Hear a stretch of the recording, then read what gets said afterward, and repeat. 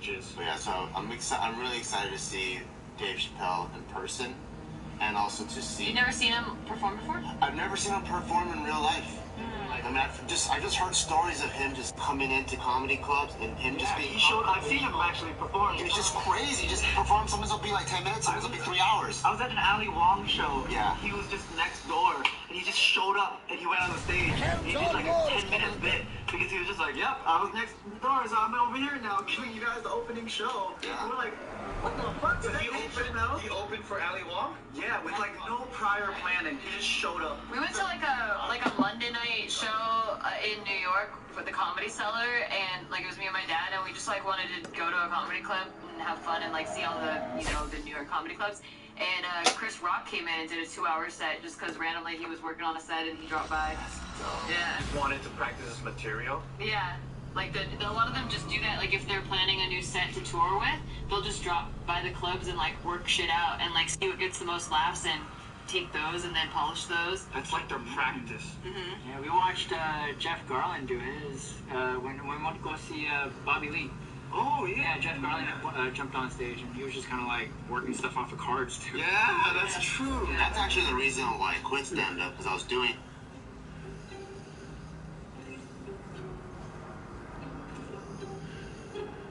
You're really giving this some thought, huh? Yeah, I have to win this battle. Okay, well, maybe I can help. What's going on? Okay, so I'm facing off against the enemy Ultron.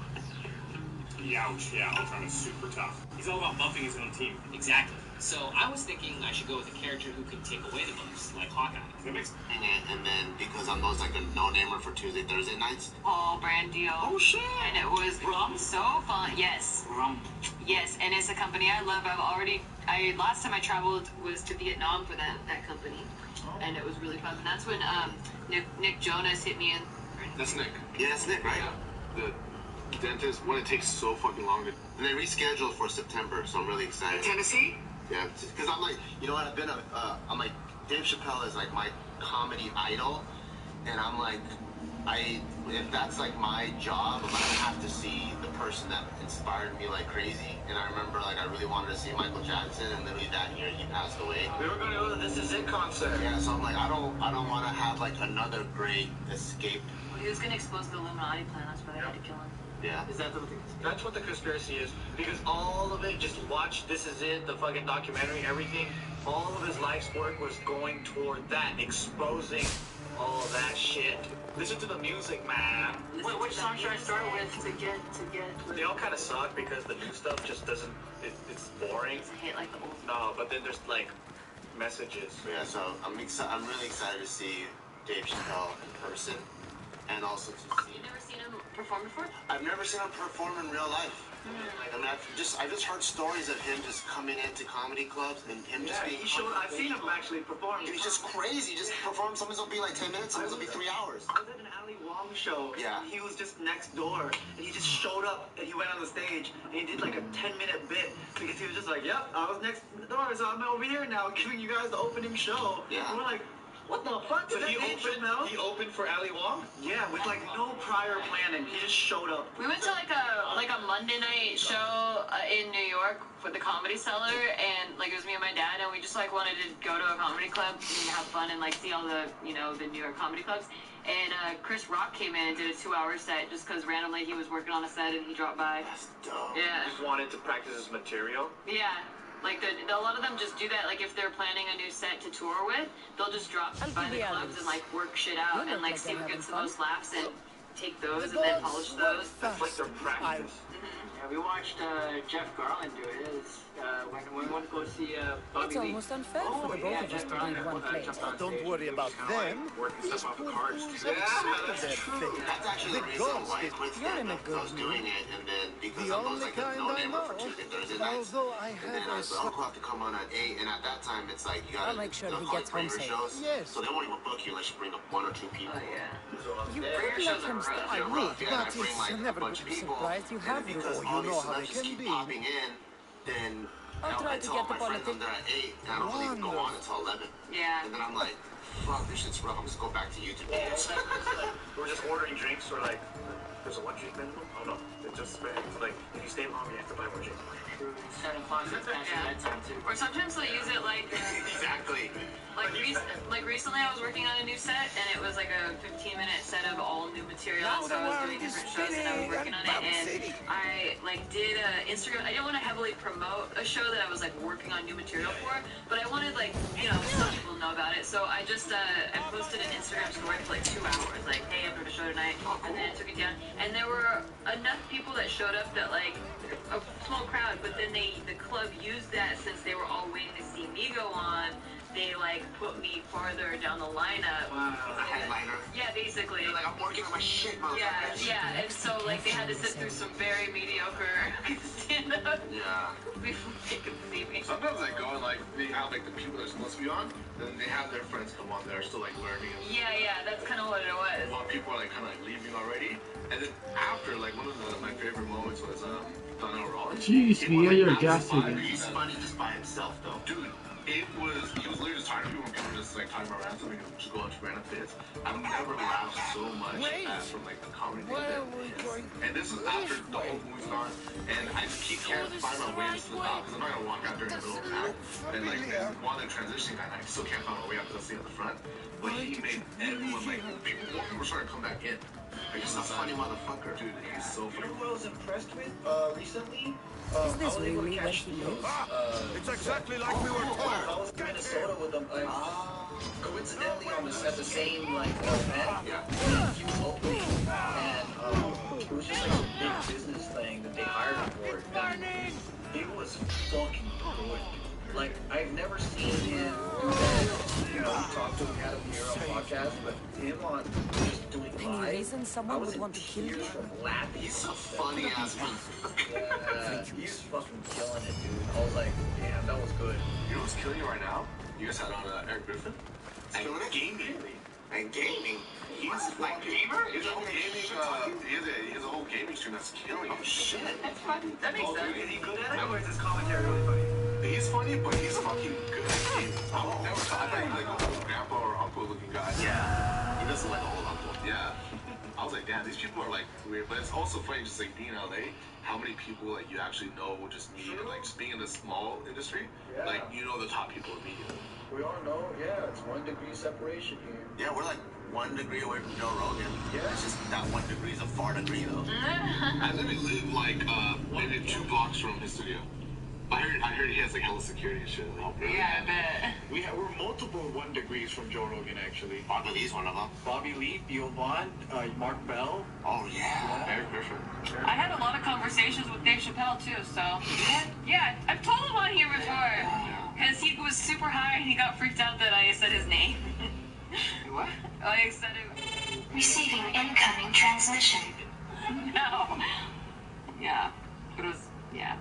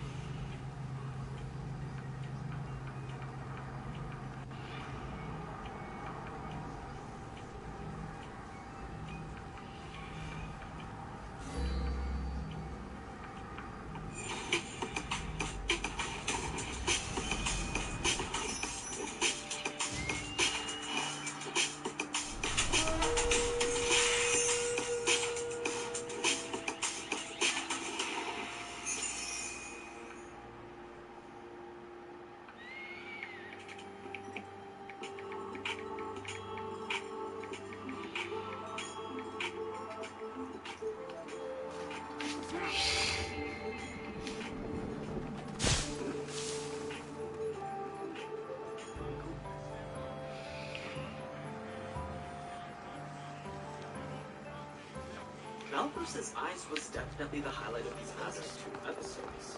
But the anime tends to exclude a lot of the scenes that don't directly pertain to the Hestia family. And this sometimes goes to disrupt the cohesion of the plot. Like, I bet you're probably wondering why there was a random child in the middle of the evacuated streets of Daedalus. Or how has Asterius been able to make his way to Daedalus without anything happening? Well, those are things that we'll cover as we go through how this operation to save the Zephyr should have been. So let's take a look at what the anime didn't include from the novel for episodes 10 and 11. Let's begin. Episode 10, Invisible, covering chapters 3 and 4 of volume 11 of the light novel. Just as how it was with episode 9, Freya seems to have been excluded yet again from the anime. they don't really consider her a player in this game like how they did in the novels. You see, Hermes had actually tried to get her involved. He had gone to visit her the night before the operation to see if she'd be willing to help, basically saying how Belle wouldn't be the same adventurer she admired if he wasn't able to save the Xenos. That's right. Hermes had told her pretty much everything regarding the existence of these monsters. It was in hopes of getting her to take action against the Loki Familia.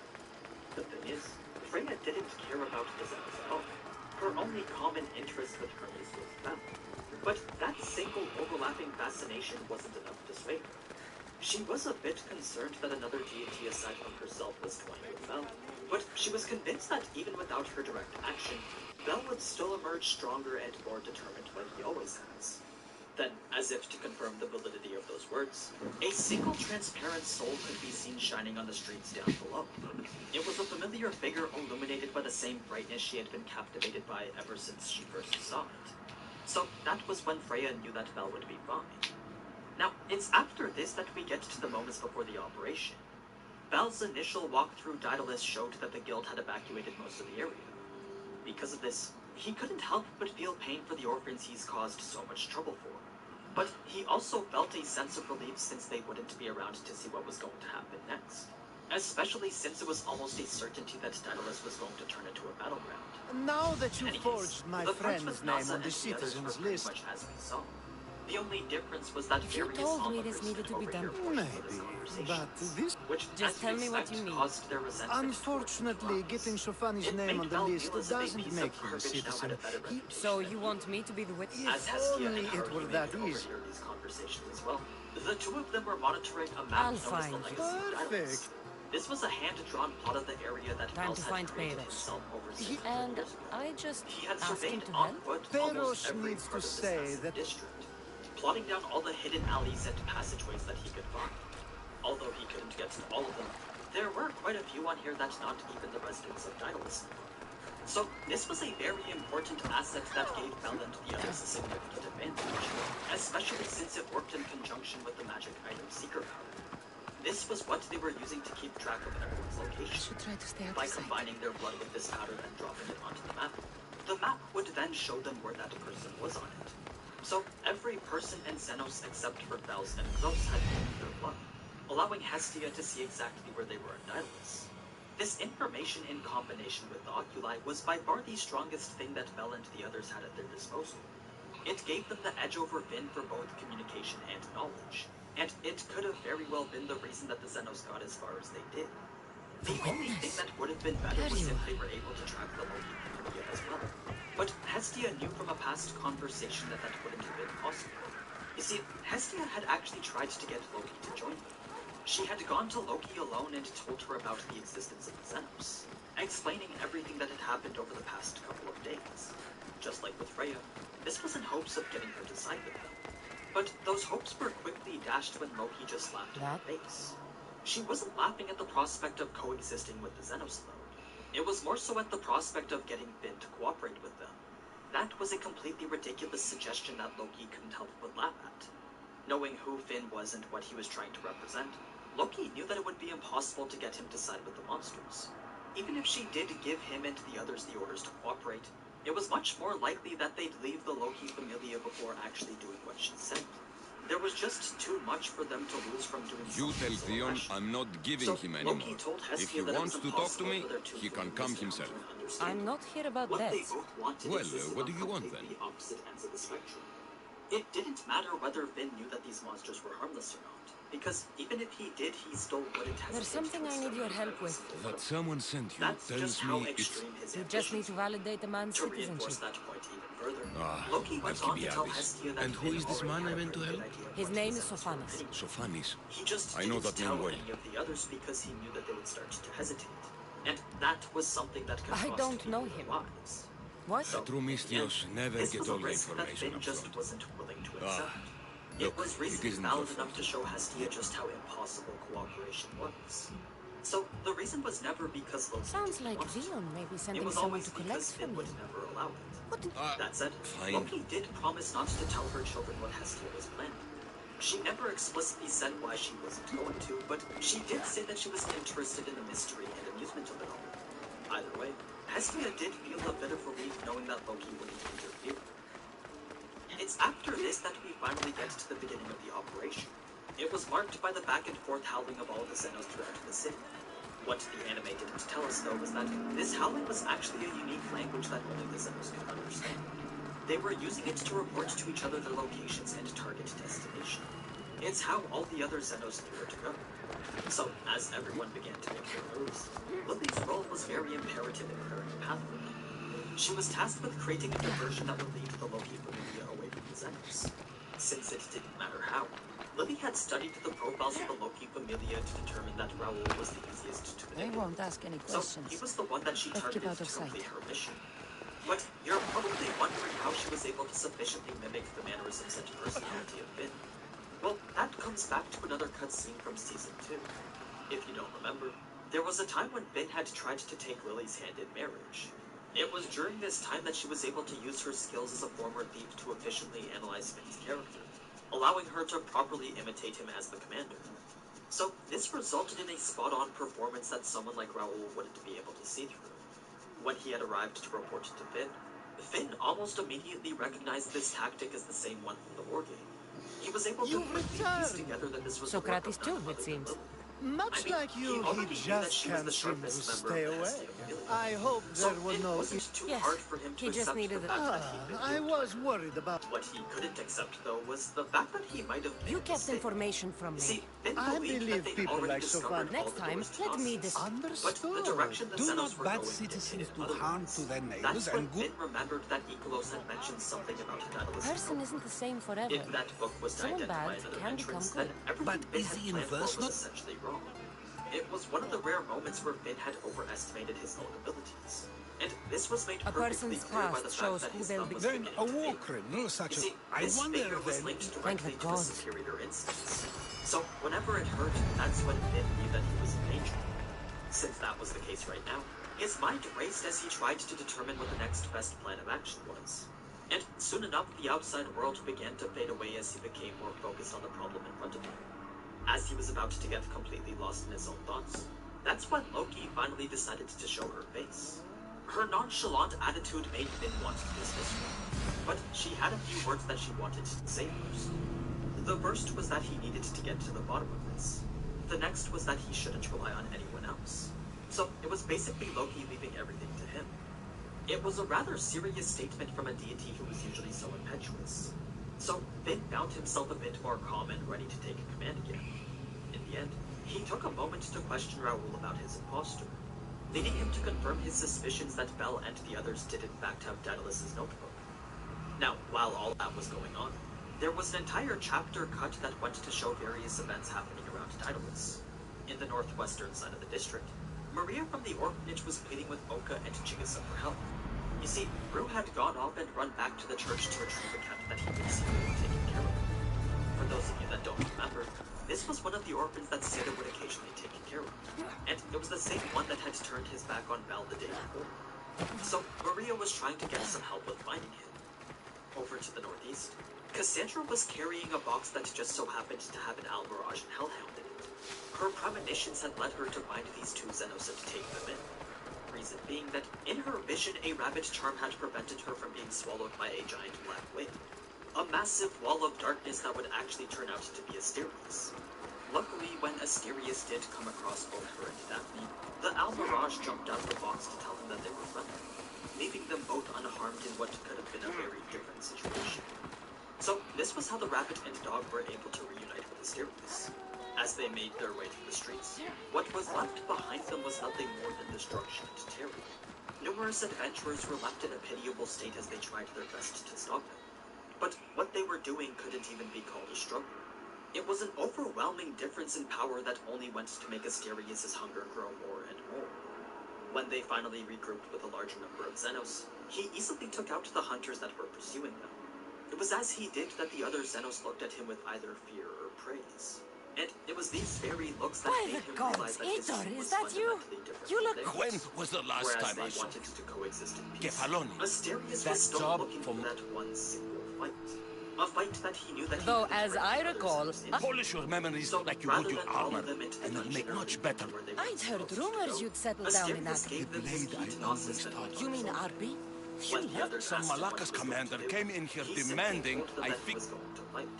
He was going I'll to get open up Arby a back path for for them. them Don't as well do as find anything the dream that he stupid. had been Hey, searching for. you know me. That's The others why could I'm only afraid. look on in sadness as they parted ways with Asterius. I should for be what going. could possibly Remember, be the we last don't. time. I won't lower Even myself. Asterius himself had This is a Archie, fight right? with him. No mistaking But this that blade. didn't matter if he was able to find his dream.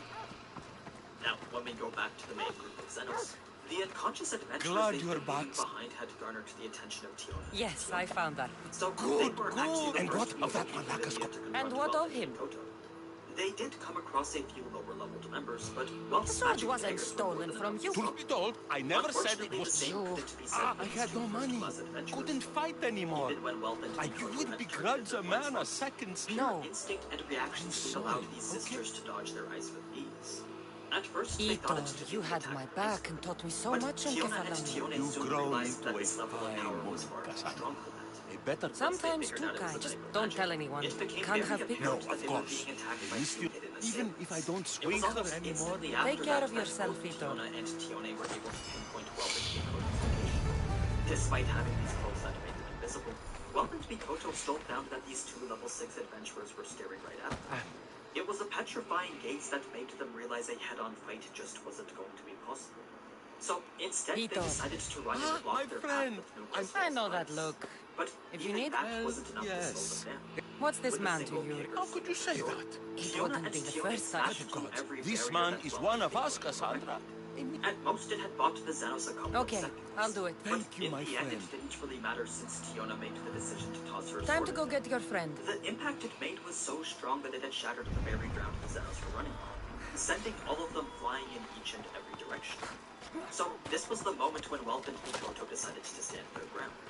But instead of facing Gareth, now they were facing off against two Amazonian sisters in a fight to the death.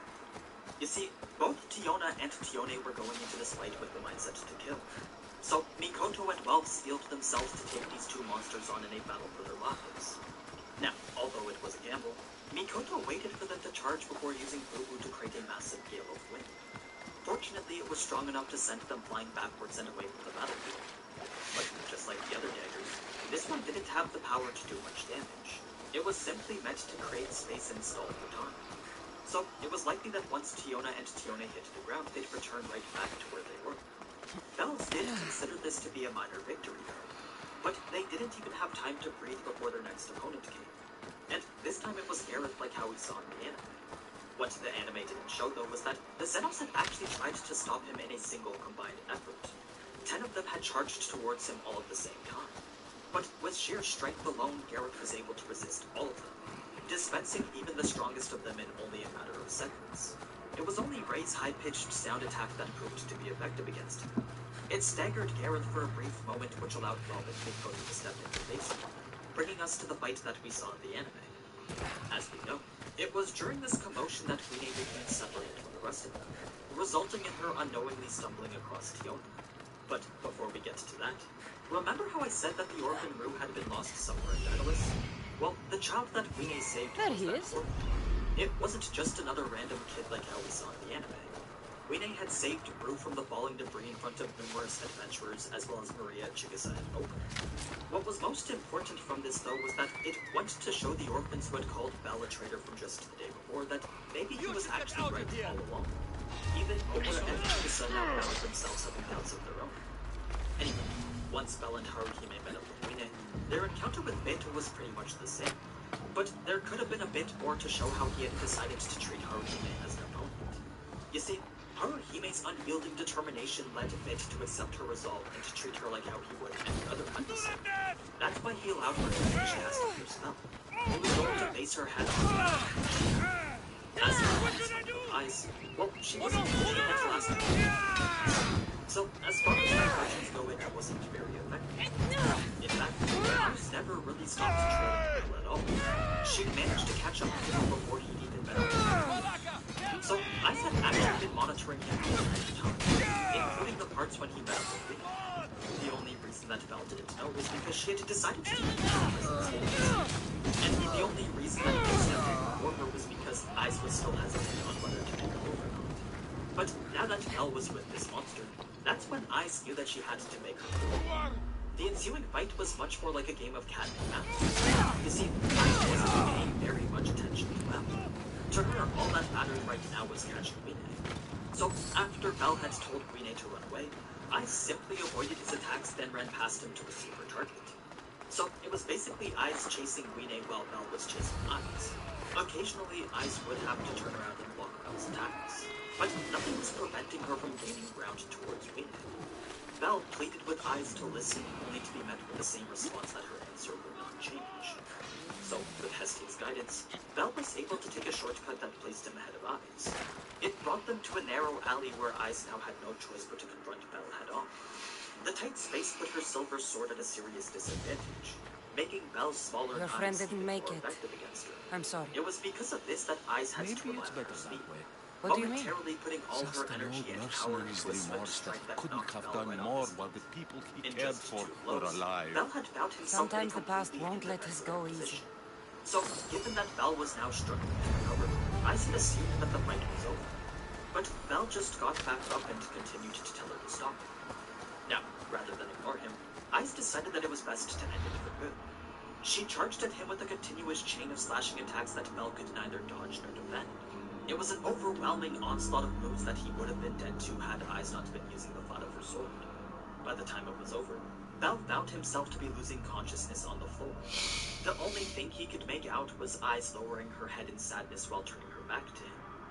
As much as he wanted to sink into this blank state of darkness, the thought of Ice's sad expression and Guine's tears wouldn't allow him to. So, Belle forced himself back up and followed Hestia's directions to Guine, leading to the moment when Belle had to send her down the very same tunnel that he once left Hestia in. The whole time Belle was fighting Ice, the only reason he was able to last as long as he did was because he had gone through numerous potions. But even after all those were finished, he still forced himself back up. Over and over again, Belle experienced firsthand the massive gap between his reality and his ideal.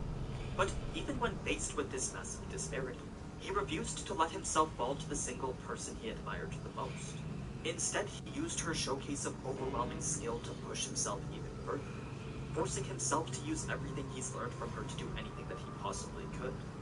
It wasn't until he finally landed a single hit that Ice decided to hear what he had to say. Which brings us to the final emotional moments of this encounter. Considering everything from here was adapted pretty well, not much needs to be said other than the fact that Ice truly seemed to be suffering with the choices she had to make. You see, before Guine had even appeared, Belle and Ice's conversation had devolved into a shouting match. Ice was yelling at him to move and Belle would just continuously refuse. It was the most emotion that we were ever supposed to see from Ice. She really did regret having to do what she was doing.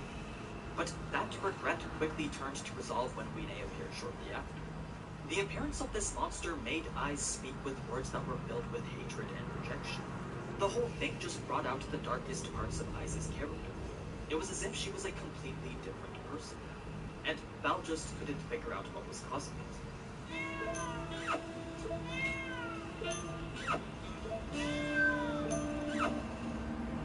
Now, the rest of this scene was pretty much the same. And since the next ones bring us to the climax of this arc, I figure it's best to talk about it in episode 12. So you can expect that one to come out over the next couple of days. But anyway, as always, thank you so much for watching. Belle's decision to side with the Xenos was probably one of the toughest he's ever had to make. I mean, it resulted in him having to sacrifice pretty much everything he's ever strived to accomplish.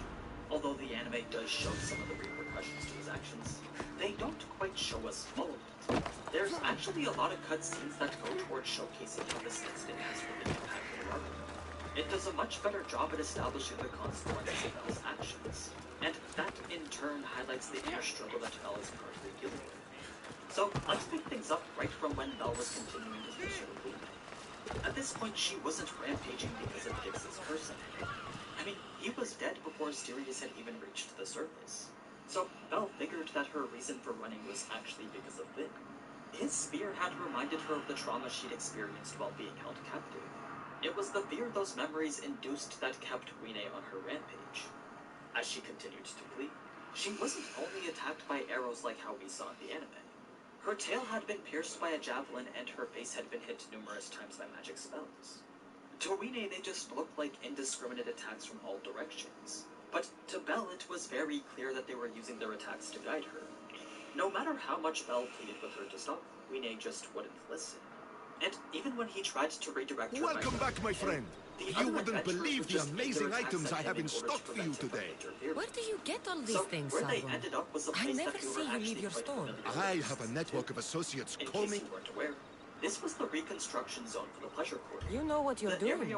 I see the value in things that others... Interesting. It was a place that now show me what you have in stock. That Wine wouldn't be able to escape out of. Now, despite Belle following closely behind, none of the mages really cared for the potential friendly fire that they were about to inflict on him. Belle also didn't care that he was about to get hit by it. What mattered most was getting to Wine. But unlike how they stopped attacking her in the anime, the mages had actually continued with even more spells of lightning, fire, and ice. It was a barrage of offensive magic that lasted until rounds. A flurry of spells that Belle ran straight into with absolutely no regard for his own personal safety. In the end, he ended up taking just as much damage as Wine did. But no amount of flames, icy winds, or electric shocks would stop his body from moving. That said, the whole emotional scene after this was adapted rather faithfully. I mean, this was probably one of the best non-action scenes I've ever seen in Danmachi. Sure, it would have been more interesting to see Wine stay dead for a couple of episodes, but just the way this scene was done from a cinematic standpoint was far beyond any of my expectations. So, not very much really needs to be said about it. What I will say, though, is that Freya didn't mention anything about this being magic that transcends human knowledge. Instead, she said something along the lines of this being a light that she was familiar with. So, that's a bit more of a peculiar statement than what was shown in the anime. In any case, what this was an ancient taboo magic that went against the very laws of the earth. A resurrection spell granted only to a unique sage. Now, after everything was done, there was a cut scene that was supposed to show what the Loki familia was going to do next. They had lost track of every monster that they were hunting, and all that remained at their last known location was a pile of monster ashes. So, to Finn, this was an absolute failure that he knew he had to resolve. Ice, on the other hand, was more concerned about Belle's actions. Something about them seemed to incite her curiosity. The same could be said for pretty much every other person in Orville. The difference was that they had already concluded his actions to be completely foolish. This wasn't something that Ice could fully agree with, but she also wouldn't call his actions heroic either. No, that was something that only Bells could do. You see, what Bells was trying to say at the end of the episode was that heroes who have to make the hardest decisions are often the most noble. Even if that decision is one that spurs anguish and doubt, that very hypocrisy is what allows him to be the hero. It's the trait that allowed him to make the right decision. He may not be proud of it, and he may even doubt what he did, but in the end, he should never regret it. That's what Bells wanted to make clear. He wanted Belle to understand that what stood in front of him right now were the very lives saved by his own foolish hypocrisy. These were words that were filled with so much conviction that it made Belle feel as if they were coming from his own grandpa. And they were definitely very much needed given that everyone else now held a certain feeling of hostility towards him. When Belle went back to the surface, almost every adventurer who saw him began to shout scornful remarks at him. But it's not like they weren't entirely justified. I mean, all around him there lay numerous injured people and rubble from destroyed buildings. So, to the people of Auraria, Really this was simply hurtful, because Belle decided not to let the Loki take care of the problem. It Good was a job. single You act must of be a betrayal physician. that had Yes, cost him to I'm lose all Likhan. the thing that he previously had. So, that brings us now into episode 9. It depends. Stickland. Sometimes the best Covering med... I'm chapters 1 and healthy 2 as a of volume horse. 11 You look of the strong Lighthouse. and prepared for While anything. Hermes and Adanos were discussing Are you what too to busy do to next, Too chewy. Hermes made the suggestion of You know bringing how in to the talk to Loki. me. For now. They were, after all, the key thing I'll blocking bring you the the Xenos herbs. from returning to Yes. the dungeon. By a The little thing stream. is, that just wasn't in the realm of possibility. And it's not like Hermes didn't know that before he even asked him. He already understood that Adanos couldn't reveal his involvement since he was the pillar supporting the city. So the question then becomes, why did Hermes even suggest it? Well, that was to lead into his other proposal. Hermes wanted Adanos to give him control, and to do that he was trying to make it seem like he was presenting a win-win situation. You see, if Hermes was put in charge of this operation, then Adanos would get to keep the Xenos a secret, and Hermes would be able to salvage Bells. The Count said the herbs would be near the next town. first like it was it. rather odd because they wanted to engage with them, but others immediately understood why they wanted to turn this. Bel's relationship to Zeus was all Thanos needed to hear in order to accept Hermes' offer. Now, the next scene was actually quite different. Him and his brother were patrolling some Xenos. See, it had been a full 3 days since they first appeared on the surface. And since then, the city had been placed under lockdown and the government posted bounties on every individual Xenos. So many adventurers were now wandering underneath the streets of Daedalus in search of their targets. It was as they were that Mort had come across another group talking shit about Bel. Mort, being the tsundere he is, stepped in order to get them to stop. He tried to justify Bel's actions by saying it was because of Hestia's death. But that was nothing more than a random excuse he just came up with on the spot. While the group continued to argue, they also wandered deeper into the sewers. And that's when they happened to stumble across Lido. He was on patrol to make sure that no one was nearby. Fortunately, he was able to scare off all of them by beating up a few of them. But this meant that the Xenos now had... That was nothing more than a random... So, many adventurers were now wandering underneath the streets of Daedalus in search of their targets. It was as they were that Mort had come across another group talking shit about Bel. Mort, being the tsundere he is, stepped in order to get them to stop. He tried to justify Bel's actions by saying it was because of Hestia's death. But that was nothing more than a random excuse he just came up with on the spot. Time to go back to the While physician. the group continued to argue, they also wandered deeper into the sewers. And that's when they happened to stumble across Lido. He was on patrol to make sure that no one was nearby. Fortunately, he was able to scare off all of them by beating up a few of them. But this meant that the Xenos now had to move from where they were. When Lido rejoined the group, he found that the noise of the battle had finally woken up Queen A from her resurrection. So, Ray was telling her everything that had happened, especially the parts about them being saved by Asterius. Just from the way that she was talking about him, Queen A could tell that Asterius was very important to her. He was very important to all the Xenos. So that went to explain why they were carrying around his severed arm. That said, there was a little flashback after this that gave context as to how Asterius came to be. But since this could still be included in a later episode, I won't say too much other than the fact that he was taken in and taught how to understand his desires by the Xenos. Here, I found your herbs. Thank you. Well, I'm sure you can guess prepare it was the these for my insatiable patients. hunger for battle. Could you please stay a while? Couldn't simply be satisfied by killing monsters on the deeper floors of the dungeon. But anyway, I've crushed the herbs so they'll be easier to take. I thought I brought you more herbs. I needed to save a double dose for my grandmother. You see, Hermes never actually came to their house. Thank you.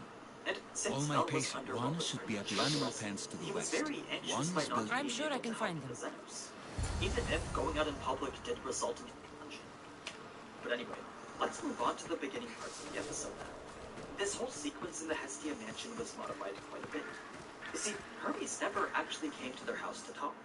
And since Bel was under what was pretty much house arrest, he was very anxious by not being able to help the Xenos. Even if going out in public did result in him being bombarded with insults and hostility, for him the scariest thing of all was simply doing nothing. Thank you. So He didn't look Hestia sick to me. eventually agreed I've to seen let him go up out and under the walking condition around that she at all. joins I'm sure he'd on their way appreciate to that. Daedalus, Bel overheard numerous different criticisms that speculated into any and every reason for his actions. As much as he resolved himself to accept them, it still hurt every time he heard them. Now, Bel had actually stopped at the benevolent mistress while on his way. He wanted to thank Liu for saving him back on the 18th floor. But the moment they came face to face, Bel couldn't say a single word. The stigma that came with being the most hated person in Aurario made him unable to. So, Liu spoke first. She immediately eased any tension by saying she wasn't going to deprecate him just because of some rumors.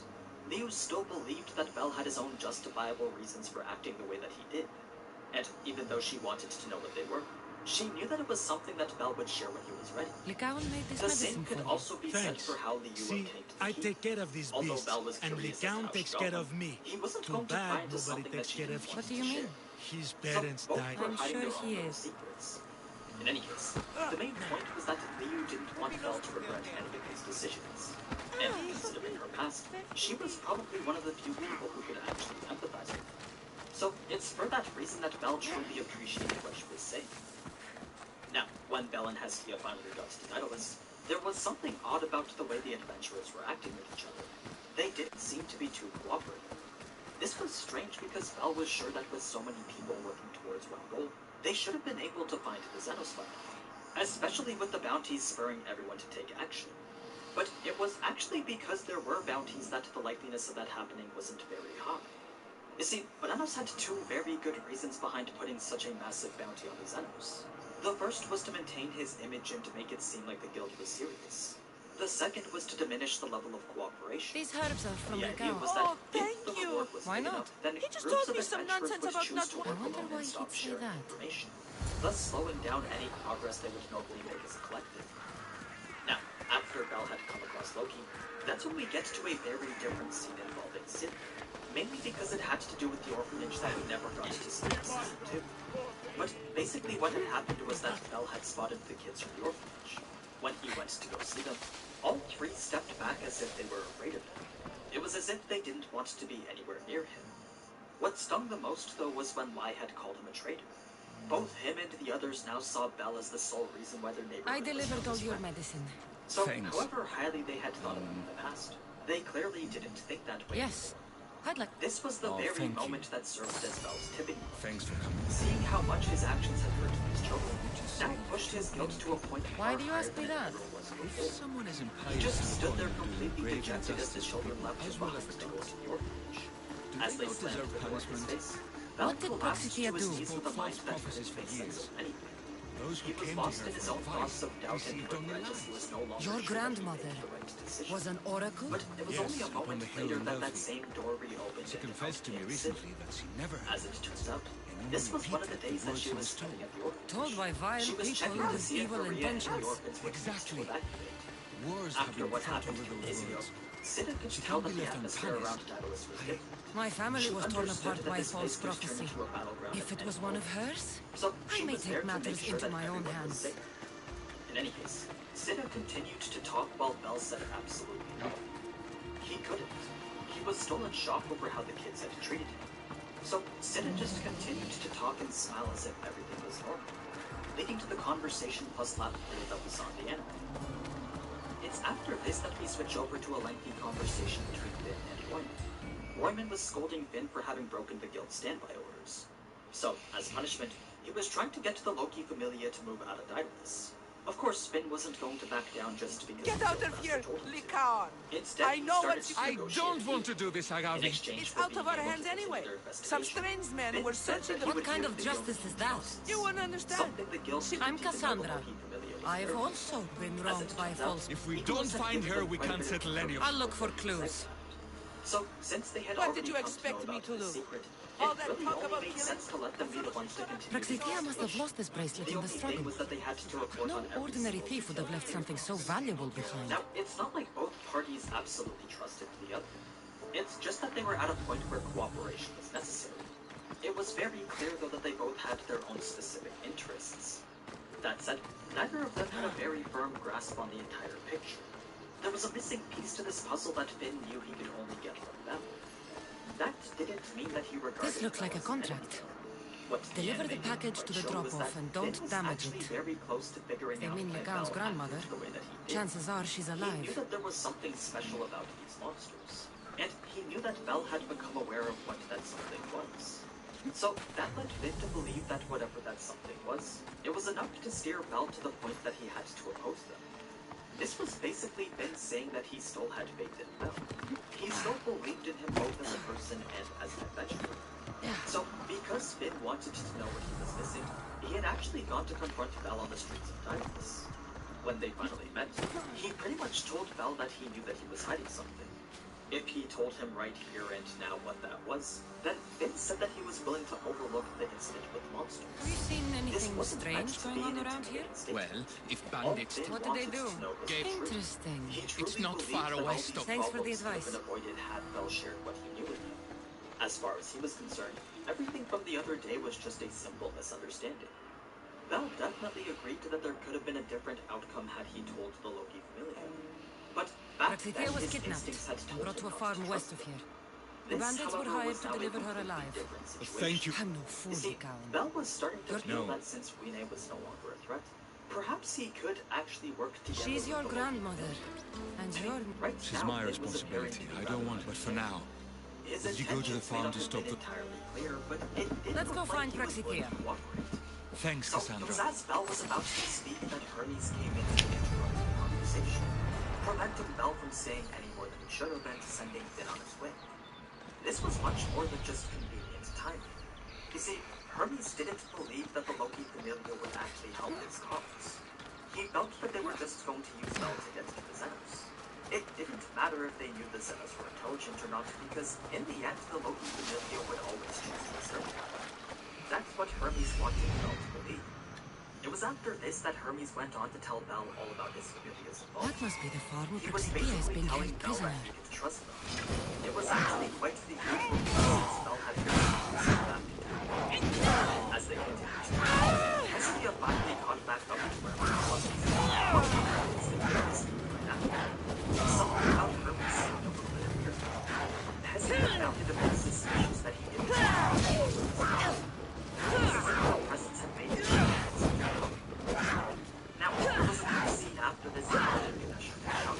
Because the segregation team had taken control of him, Ganesh was checking up to see who was happening. He also wanted to know what she thought when she was fighting the Xenos. You see, Shakti was one of the few Familia members who actually knew what the Xenos were. So, Ganesha was curious as to what her opinion was.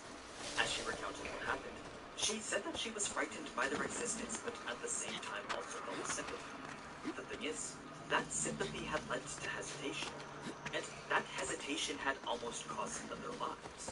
It was because of this that Ganesha felt he could no longer take the side of the Xenos. He couldn't stand to see his Familia or any other people get hurt by them. So, if they were to return to the surface and start fighting with humans, then Ganesha vowed that he would take the side of the people. That was one reaction out of many from the deities who weren't sure what to do in this situation. When Hephaestus was considering it herself, in the case that the Xenos became public knowledge, she believed that 20% of the gods would call for their expulsion, 10% would strive for their existence, then the other 70% would try to stir up trouble. Of course, for their own personal entertainment. So, regardless of how she looked at it, the Xenos just didn't seem to be. She simply didn't want to get involved. Now, the rest of the preparations for the Xenos didn't go very much as we saw. The only factor that was expected to be somebody else! I mean, she was the reason why the Xenos couldn't break their way to the map. If they were to try to get into the dungeon through the main entrance, then it was very likely that Freya's Familia would get involved. May the god that was by far a much greater threat. We must to get the away from here. As it was now, though, no one was sure whether she'd choose to get involved. But if she did, everyone knew that no faction would be safe. So that was something that they all needed to account for. But anyway, that was pretty much everything you missed from episode 1. What's it really like being a woman in this environment? No one's gonna give you agency. You have to take it.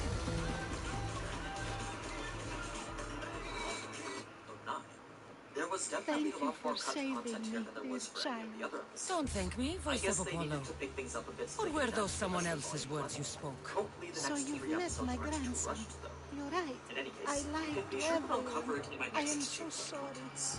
The So gods should hopefully I can finish forgive me those by by the end of now. next week. Instead, they made Anyway, me live as with always, my thank you so much remorse. for watching, and if you enjoyed this type of anime content, then you already know what to do. So, until next time, ciao. Danmachi's final arc of Season 2 didn't really do justice to the volume of the novel that it was adapting. Is he the oracle who brought ruin on the family? I'm sorry for what I've done. I accept my punishment. Content that not only But would have please, expanded the don't world or let given my us grandson context to kill me. crucial plot elements, Nikaon's a but good also man, entire a scenes healer. and events that This are would fairly break important him. to know for the No, main arc of this Season is 2. my responsibility. Let me put I it this must way. be the one The to last answer. 2 episodes of Season 2 covered Volume 8 of the novel, with the main overarching story being the I've killed enough people to know that but violence only has 2 no out end. of the 6 chapters of this Better to novel move on actually pertained and make to the world best we of the saw at lives the end. gods have given The you. other 4 Move were on. completely independent stories But you said specifically related Praxithea to ruined other your family. characters, She can do no all more of which didn't make it Killing to her the for end, revenge and won't all of change which the took fight. place while Rockio was Didn't trying you to tell rebel. Thank you for your That mercy. was the I only common promise element I will between do them. good with what's Now, left of part my of the reason why days. it was written this way was to mainly show how You're little right, of a threat Cassandra. the invasion from I might Ares not be actually able was. to forgive my They grandmother. wanted to Not show right that this away. invading army didn't I think affect you've the made the daily right life of the decision. people of Arcadia at all. How do you... It's a How do point you that is do it, slowly Nico? made as we progress through All each those- stories. Now, some of these stories are more important than others. I can't stay which is why forever, I'm only going to go into detail with 3 of them. I'll briefly mention the others as well, but honestly they're just not as important. So let's start things off with the chapter that relates closest to what we'll be seeing in Season 3. Let's begin. Chapter 5, The Town Girl's Secret. As Rakia continued with their attempt to invade Ararmor, everyday life continued as normal throughout the guild. What was more concerning to them was the rumors of monsters stealing equipment from the bodies of dead adventurers. This was the main topic of discussion that Bell overheard while he was there. It's not entirely important to know right now, but it does relate to stuff that's going to come later. In any case, the main focus of this story is actually Sid. She's the city girl in question here. So, we know from the beginning of the story that Sid had cooked and packaged all sorts of food for people that we don't know of yet. It's why when Belle came to find her at the tavern, she wasn't anywhere to be found. When Belle went to ask Boudoir where she was, she didn't seem to know either. All she could say was that Sid had the tendency to disappear for random periods of time. No one knew where she went, but she would always end up returning a little while later. So, because she wasn't here, Belle's next idea was to go see if she was at her home. But that's when he realized that he didn't even know where she lived. In fact, no one did. That wasn't all, though. Aside from where she lived, not a single person could recall any sort of specifics with regards to what she did in her free time. Her private life was a complete mystery. Now, Belle was going to just leave it at that. But as he was wandering around the city, he just so happened to spot Cyrda out of the corner of his eye. Curious as to where she was going, he decided to follow her, eventually ending up at a church on Daedalus Street. For those of you that don't know, this was one of the poorer residential areas within Ararmor. It wasn't a place that you'd expect someone like Cyrda to be. So, Belle decided to follow her into the church. When he entered, he was immediately confronted by a few children, followed shortly after by Cyrda and a woman named Maria Martel. Maria introduced herself as the caretaker of this church. It was a place that she set up to be an orphanage for the kids whose parents were adventurers that died in a dungeon. Now, the reason that Cyrda was even here was because she tends to use the children as means to taste test her dishes, specifically the ones that she likes to give to Belle. But since Belle was already here, the two of them would have lunch together, play with the children, then walk through the grounds of the orphanage. It was as they did that Cyrda told Belle why she decided to get involved with these children. The truth was that the slum they were in was the very place that Cyrda grew up in. Just like the children in the orphanage, Cyrda didn't have a mother or father. She didn't even know what their faces looked like. The only person she remembered from her past was the old man who raised her in these streets. That being the case, she didn't want to leave these children to the same fate that she was left in. She wanted to be able to give them the same happiness that the old man had given to her. Now, as they continued to wander through the streets, Belle suddenly got this strange feeling that they were being watched. He did a quick scan on the rooftops to find that Alan Frommel was looking right at him. This was the vice captain of the Freya Familia. It was definitely rather strange for him to be there. Please, lead us to safety. We can't lose anyone else. I'm none of those, but I am Cassandra, a mistress. But before Belle What's wrong? My people are in grave danger. We lost our leaders and our warriors, and the hunting parties can be gone for weeks before returning. What happened to everyone else? War. The fight between Athens and Sparta has reached our borders, so the men left to offer their swords. I fear that I would not trade our roles in this situation. Though, do you deal in advice? It was a type of monster rated to be between level 3. There is no easy answer. I can't bring back the men or stop the sons of I'll look for the missing hunters. My cousin was a place that Belle had never even been able to go to yet. So the fact that it was right here underneath the streets of Daedalus posed a much greater threat than anyone could imagine. Belle did make an attempt to defend, but this minotaur was far stronger than anyone has ever fought before. It easily overpowered him in pretty much every aspect, forcing Belle into a corner in which escape didn't seem possible. Right as he was about to get slashed, one of the kids diverted its attention by throwing a rock at it, causing it to charge towards them. Sure, this may have saved Belle, but now that child was in a position where Belle couldn't even rescue them. Belle knew that no matter what he did, he wouldn't be able to reach them. So instead it was Cyrda who rushed in to shield his boy with her body. Even so, if no one stepped in to stop the Minotaur's charge, then that just meant that both of them would die. That's when a single javelin appeared as if out of nowhere. striking the monster right in its chest and killing it on impact. This was the weapon of Vanna Freya, also known as Alan. When he came to retrieve his weapon, he scolded Mel for not being able to protect his child. He then looked towards Sita and did a slight bow with his head and exited the tunnel. Sita didn't say anything in response, but she did with a slight smile on her face as she watched his long-legged adventurer leave. Of course, Mel was very curious as to how these two came to know each other. But Sita simply played it off as him being someone that was a regular customer of hers. An answer that honestly would have worked had it not been for one small discrepancy. You see, the Freya Familia had been tasked with defending Arario from the Rocky occupation. Because of this, their entire Familia was currently stationed outside the city. So, for their vice captain to not be there with them, well, that was something that just didn't make sense to them. Sita was very clearly hiding something, but Mel chose not to pursue it any further. That's where the part with her and Mel comes to. There is, however, a little bit more to the story. Later on that night, Alan returned to the forward operating base with Freya Familia's command station. When he arrived, Freya asked Alan how he liked his new home. He immediately began to complain that her since Sita had left the tavern, he was forced to do her. As a result, he wanted Freya to tell her not to wander into his home, a request to which Freya could only laugh at. So clearly Sita and Freya have some sort of connection, something that's actually been alluded to throughout the first 2 seasons. Aside from that though, we actually... So, for the vice captain to not be there with them, well, that was something that just didn't make sense to them. Sita was very clearly hiding something, but Mel chose not to pursue it any further. That's where the part with her and Mel comes to an end. There is, however, a little bit more to this story. Later on that night, Alan returned to the forward operating base with the Freya Familia's currently stationed. Those bastards! Are you alright? Do I look alright? You survived.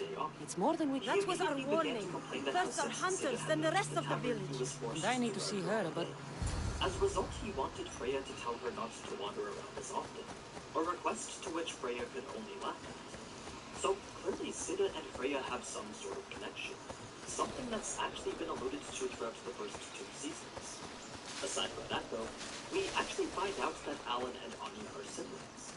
The only reason why we never see them together is because Alan had decided to cut all ties with her. This was something that Freya felt he should fix. So, that was the end of Chapter 5. The next most important story was Chapter 3, a love song to a goddess of the forge. This was a story that mainly focused on wealth, and it also gave us the true reason for Ares wanting to build wealth. So, it's best to understand this story clearly. Ever since wealth had number 2, the blacksmith development ability that came with it had gone to significantly improve the quality of his work. So, Wealth had been spending a lot of time in the forge making new items for his party, mainly a new katana for Mikoto and 2 Goliath ropes for the and Haruhime. While on an expedition to the 20th floor, Wealth found himself to be confronted by a feeling of inferiority. The party he was with was currently stuck facing the Goliath on the 17th floor. Haruhime and Mikoto were supporting the group quite well. What news? Magistrate wasn't really able to do much I have of grave... anything. Oh, It was it's you. only after Tsubaki Magistrate, called Brand this came in and Mistio helped, but they saved me were For able to double keep the quiet. reward, I hope. I mean, she Finally, was, after someone all, the around level here 5 who knows how captain to of the use a Crisis sword. Unit. I've been A trying person to that convince didn't really Perry get to along build all our that well defenses with Wealth. since we first saw the In any Sons of case, Zek. Tsubaki wasn't this is someone my that went sister. on It was expeditions your often. husband who So, shielded us for her to before. hit the 17th floor all Someone by must... herself The was only actually language the rather sons of hard. the Mystios. She initially said that What it was is- I'll do what I because she can. wanted to Good. run wild in the dungeon. But really, it's more likely that she just wanted to talk to Wealth. You see, Hephaestus had been pretty sad ever since Wealth left her community. She was lonely. And that loneliness was affecting the quality of her smithing. It was because of this that Tsubaki couldn't deny that the two of them shared a special connection.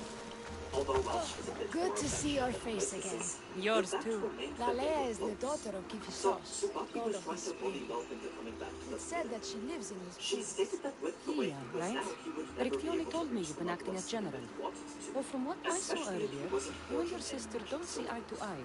Had Perry Wealth would used his die magic folded sword in in... battle against Goliath, then Tsubaki's assistance would have even been needed. Her distraction has allowed the Sons of Zerg. And now we are on the knife's edge, waiting for the slaughter. Your sister says you act like a general. Let's see if you fight like one. I'm ready.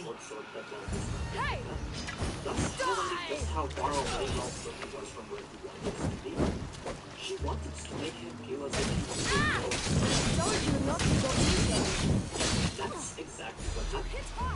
Even long after the expedition in the dungeon ended, Tsubaki's words still remained. The Sons of Xerxes won't be as kind. No, His mind as he it's a good wake-up call. One I wish. Sounds like she's always giving.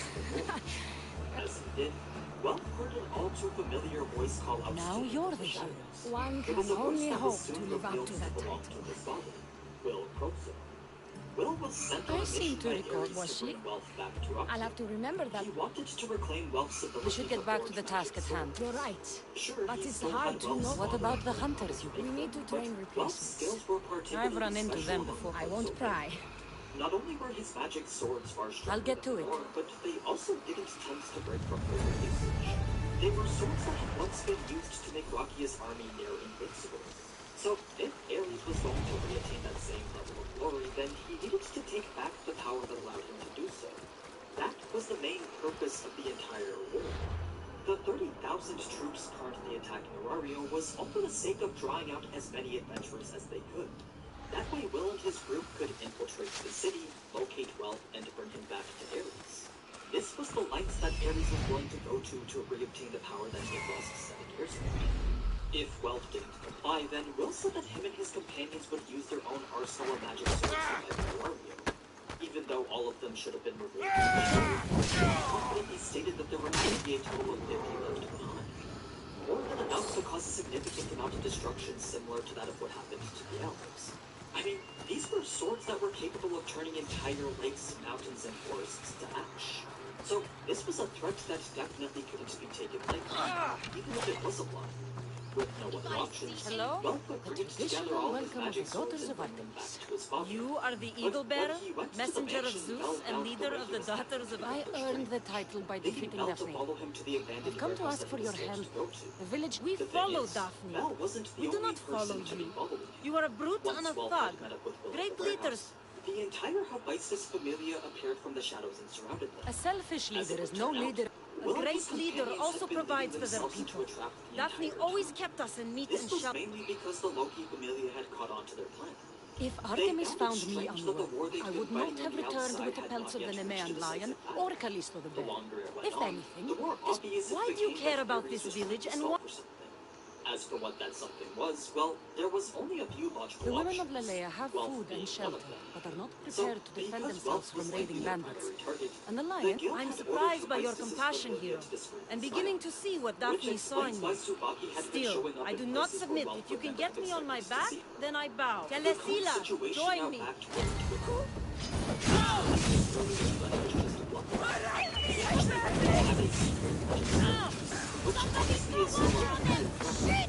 But in comparison to Welp's, this one never stood a chance. This was actually the essence of what Will had been having to deal with ever since Welp. I yield. His You have entire proven life yourself just worthy been of your based on the titles. fact that he was an My inferior warriors, You smith fought in well. every way. You know A the direction fact of that Will Lalea, could yes? never Of come course. around to We'll accept. gather our things. I So, in expect a to bit see of you rage, defending Will Lalea began when to the Sons of argue Xerxes. about Yes, the potential champion. that Welp was wasting, eventually leading to a fist fight to break out between the two of them. This was an action that needed to be taken. It was the only way that either of them could express how they truly felt, and Welp wouldn't allow anyone else to interfere. Tsubaki, Belle, and even Hephaestus could only watch as the two exchanged punches. But because Welp was one of the two, the fight essentially boiled down to a one-sided beatdown. Eventually, another person from the shadows had to step in and stop them.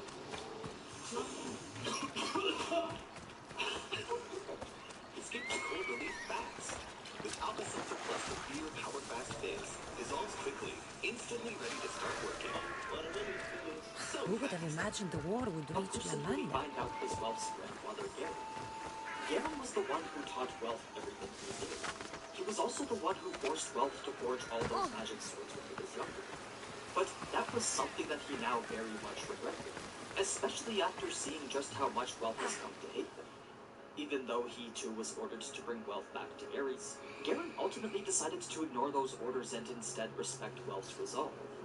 He willingly gave himself and the others up to the Hephaestus committee, vowing to start the Corpso family anew as blacksmiths. He would break off the ties they previously had as a noble family that only crafted magic swords. Instead, they would build themselves a new A mercenary hired by the village magistrate. Oh, Now, that explains why I don't know you. I'm Methiado, sir. Please don't tell me you need new weapons or armor.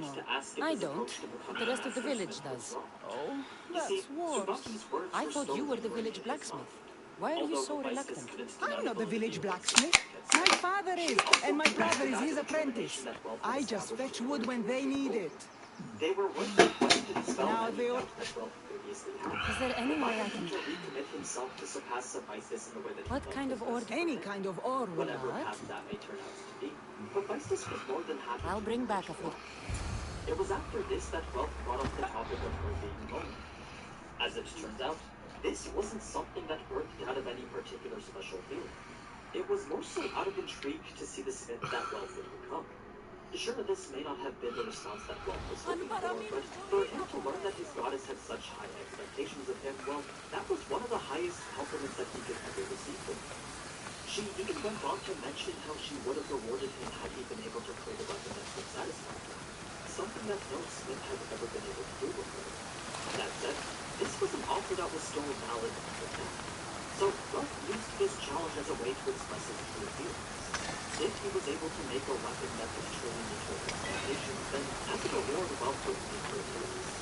Hephaestus could only laugh as this was something that she did many times before. And although none had ever been able to do it, perhaps Ralph would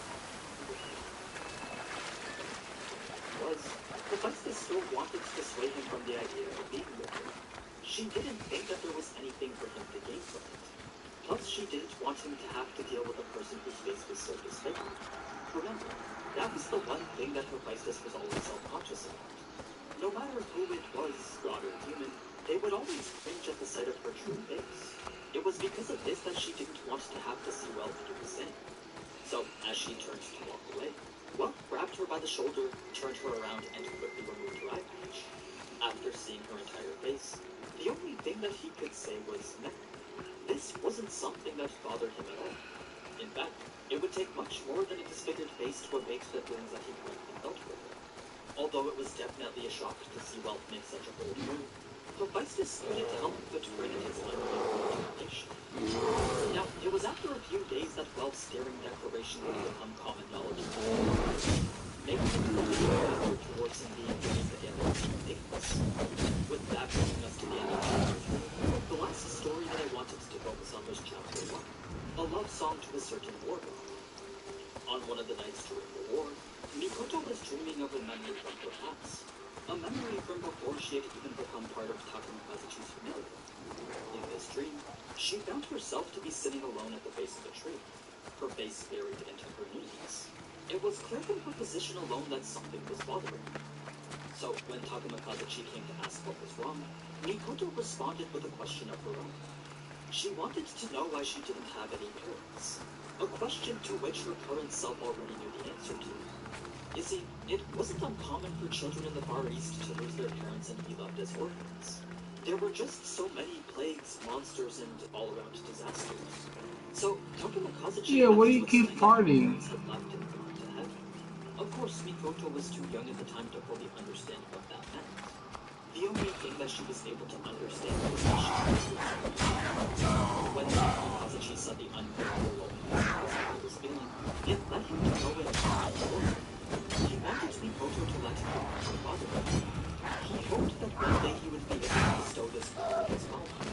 That way, one day the two of them could share a bond with the perhaps that could bring some relief to the little girl whose soul was so lonely. And that's exactly what it did. When Mikoto felt the tenderness of these words, she quickly became overcome with joy as this was the same familiar love that she was longing for. So, it was after this day that Takamikazuchi would become her father, caring for her the exact same way that any other loving parent would. It was somewhere along the way though that Mikoto's love for him grew into something a bit more special. Upon waking up from this memory, the story progresses into more of a day-in-the-life type experience, showing what Mikoto and Haruhime were doing now that they were part of the Hestia family. The main event, though, was the upcoming annual celebration for Takemikaze. On this day, it was fairly common for Mikoto and the others to present him with a gift. So this year they decided to give him a cake. But the cake they got didn't really make it very far. While everyone was Persians were insane to try to climb these Mikoto cliffs. became jealous by Take's unintentionally suggestive behavior.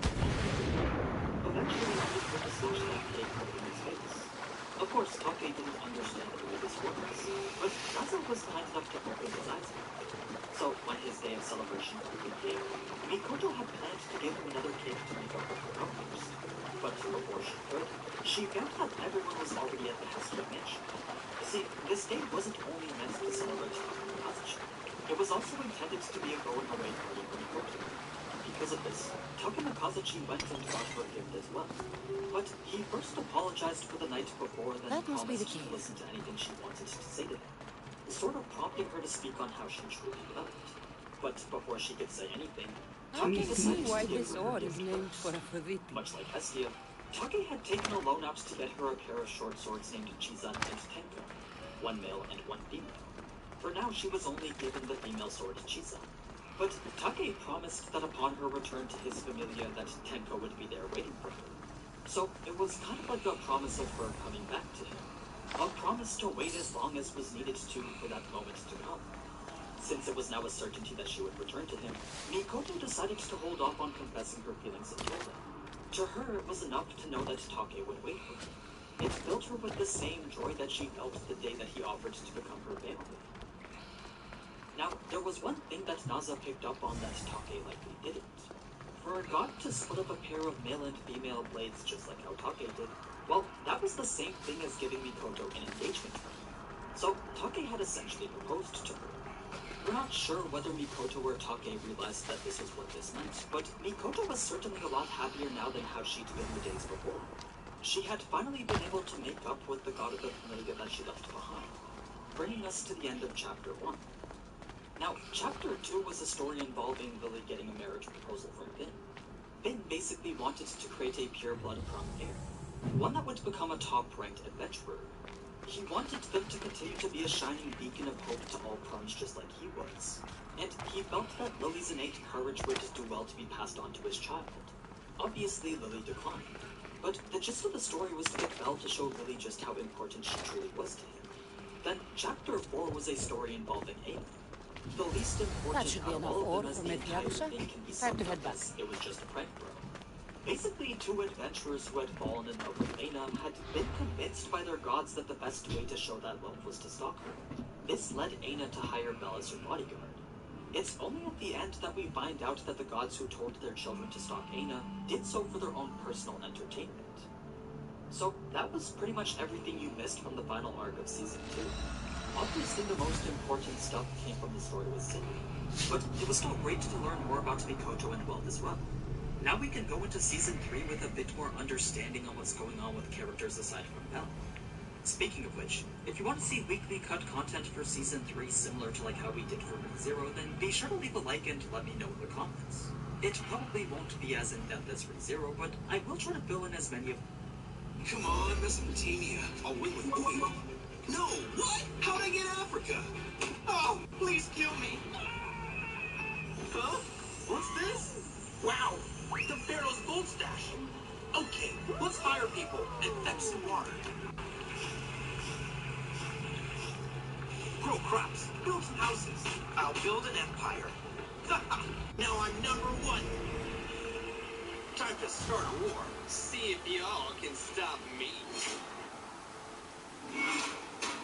One other important aspect of how this vote ends up going in Georgia is going to be the few little wild cards. One I want to talk about is what we've been talking about for a couple months now, which is the possibility that this narrative out there on the right, that there's no point participating because the whole thing is rigged.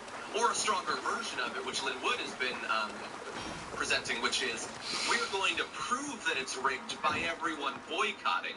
So there's like the, it's probably not worth voting on. There's, please don't Receiving incoming transmission. Is that going to be? This We haven't is had the much whole polling, hunting really, We're in any all aspect of Georgia. We We may do have a not little be bit the now. big brutes you're So used to, apparently, but according to we're Survey versed in USA, killing well. We of know those how who are to not fish. That's voting a in the start. U.S. Senate runoffs, Yes, a get your disproportionate bows. number are conservative. Tell me about Of those who Lalea. identify You've as been very blessed by conservative, both the waters of 55% say Kephissos they're and by not voting in their own Aphrodite elections herself. because the voting process is rigged. This compares to 0% of liberals and very liberals. Another 7% of very conservative voters say they are intentionally boycotting the runoffs. This compares to 0% of liberals and very liberals. Again, it's just one poll. We'll see how are people defining those things. How significant is this? I don't know, but it is at least some evidence that that narrative, those combined narratives that are sort of feeding off of each other, might be having an influence on some people. And in a race that is likely to be very close, anything like this, in theory, could be enough to tip the balance. Don't stop. Come back. That's all I have to say to all that. Republicans. Like, great. I mean, this is one of those things that I don't believe is happening. And there's two ways to interpret that statement. One, it's just a saying, like, I don't believe it, that's ridiculous. And the other one is, I really don't believe that these voters are going to stay. Because as much as the world has become completely unhinged and jumped the shark in 2020, for me, already watching Joe Biden beat Donald Trump in Georgia has been one of those, I don't believe we're in the same timeline anymore moments. Like, if I went to Atlanta, there would be, like, robots in the streets with laser hands. Like, that's how weird it sounds to me. And all of this, I believe that given how people voted for Republican incumbents and Joe Biden to maintain essentially a very Republican lead in the Senate and a very losing seats for the Democrats in the House of Representatives, I still thought that in this runoff, the Republican incumbents would just sweep it by a lot. And if these numbers, and they still might, but if these numbers are true, and I still don't know if they're asking like likely voters, but the big question mark bluff in all the polls from before, as far as I'm concerned, were intense MAGA supporters. And I just don't know if those intense MAGA supporters, those seem to be the same people who are the potentially disaffected group.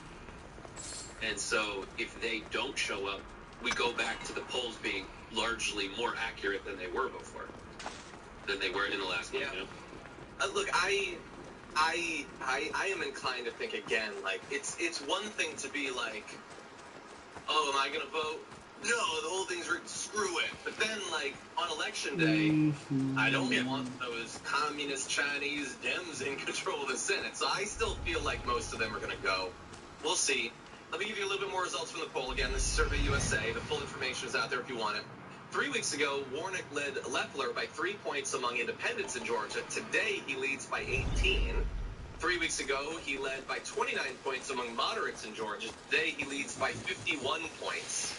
And there were a few other things having to do with Kelly Loeffler, which seems to imply that she might, they've all been attacking each other. There's more candidates there. I feel like she has gotten the majority of the effect on her. Like, I don't think it's really hurting Purdue as much. The stuff with, like, Warnick, like they were referencing in that video, it was that 18 years ago, a church she was involved in ran a summer camp, and there was this really unfortunate and disgusting thing that happened where one of the kids, who's now 30, wet the bed, and so a camp counselor, like poured urine on him, like something disgusting like that. And Loeffler comes out and she's like, this is very distressing. It raises very worrying concerns about Warnick. But no, it doesn't. It doesn't have anything to do with it. It's literally nothing. Like, they had to go back 18 years to find something that was affiliated with a camp that was affiliated with a church that he was involved in. And she's very concerned about the questions it's raising. That's not strong. That's not strong at all. So anyway, but John, it's not strong. It doesn't need to be strong. I've learned much from the Fox vote. News had a computer repairman That should be enough to get you through the week. turned in Hunter Biden's laptop on their show, and the guy not even reportedly, I'm just describing him, looks like the Scottish guy who he's dressed like Scotty from Spaceballs. Like the full-on tam. It's all like with the little thing. It's like a Scottish beret with a bob on the top. He's wearing a turtleneck up to here and a giant it's a olive green hat, olive green. He looks insane, and they are like, here to completely convey reality is a guy who seems completely detached from it. Go ahead, sir. It doesn't need to be the most grounded, awesome attack, but yeah, it's not that strong. And they're gonna, I mean, something going for Warnock is like the word church is in there. Yeah, it's a church. He's a reverend. He's a man of God. Yeah, and they have to turn that into a negative, while pretending always that that would be some sort of positive, and in fact trying to use the fact that, you know, Amy Coney Barrett isn't even like a religious leader. She just is of a religion that's supposed to entirely shield her from criticism. With him, they've had to try to turn his church service into the entire narrative of the election. Yeah. But anyway, one final note on the polling, and I don't know how much more polling we're likely to get for Georgia. There's less than a week to go. This is a note from Survey USA. Georgia is a hot mess, and no opinion pollster could possibly say what will happen when votes are counted in 2 weeks. Which is an interesting statement from a pollster operating in Georgia, but apparently it is difficult. Now, I will say that the general election polls in Georgia were pretty accurate leading up to the general election. I know that our takeaway from the election is that all the polls are absolute garbage. Sure, in some cases they might have been. It was pretty accurate in Georgia, actually. And also, as of right now, at least, I believe today is the last day of early voting. But if you live in Georgia, do not listen to me. Find out if you can still vote. It should be a the good turnout start. already has been 2.56 million early voters, I'm which breaks just the one previous smith, record and of I can about divide almost my 500,000 time between less making back in weapons and 2008. armor. So But it it is will going to be slow lower down the turnout process. than the general election, but it's higher than any other runoff election that we've had so We far, can't kill bandits which without doesn't weapons. seem like it'd be a bad thing Yes, for the Democrats. you're right. Seems like it still benefits the Republicans. I've done all I A can. spike in turnout, it might. Time to get back to Because Berkeley. usually the Republicans win the hell out of Georgia. And the reason that they lost Georgia in the general election is because way more people came out because they wanted Trump out of office. It is a quantum leap, is a huge leap in political knowledge and engagement to vote in a Senate runoff. Good. And You can those put some folks sense are into my typically system. more toward. I've just spoken Those with the two hunting people, hut. folks are typically They more toward recovered new ideological enemy arrows poles. near the boundaries of the village. And yes, Scouts. the Likely sent ahead to find there's more weaknesses in their Democrats who are defenses, engaged than Republicans of who which are there are saying many. that they're going That's to what vote I've been because of the telling stats we Terry. said earlier. So we'll see how it bears out. I agree, it's a hot mess. I still think that the Republicans are going to win, but I am hoping to be proven wrong. Which do we focus on? I hope, as always, you are proven wrong. We'll focus on the caches, but we'll need to find the Sons of Xerxes' stronghold first. So this is what I we hope you used know to what use. you're doing. We're not going to do I'll this be anymore. Fresh sneaking with chemicals, one that's eye why it's open. cheap. It's not good for you. Are you ready to do this? I'll see you when it's done. What is it that Spartans say? May the gods guide your path. Media people around him, his family and inner circle, all of it is one big grift machine, and they have been trying to enrich themselves for a long time. That did not stop once the campaign started. Joining us now to break down some amazing reporting is the Washington correspondent, Business Insider, as well as the author of Hiding Power, Mike Pence and the Taking of the White House. Welcome back to the Damage Report. Well, thanks for having me. Good to be back. Glad to have you here. You worked on an article for Business Insider, along with a friend of the show, Dave Leventhal, talking about Jared Kushner's actual involvement in one of these little operations. What were you able to discover?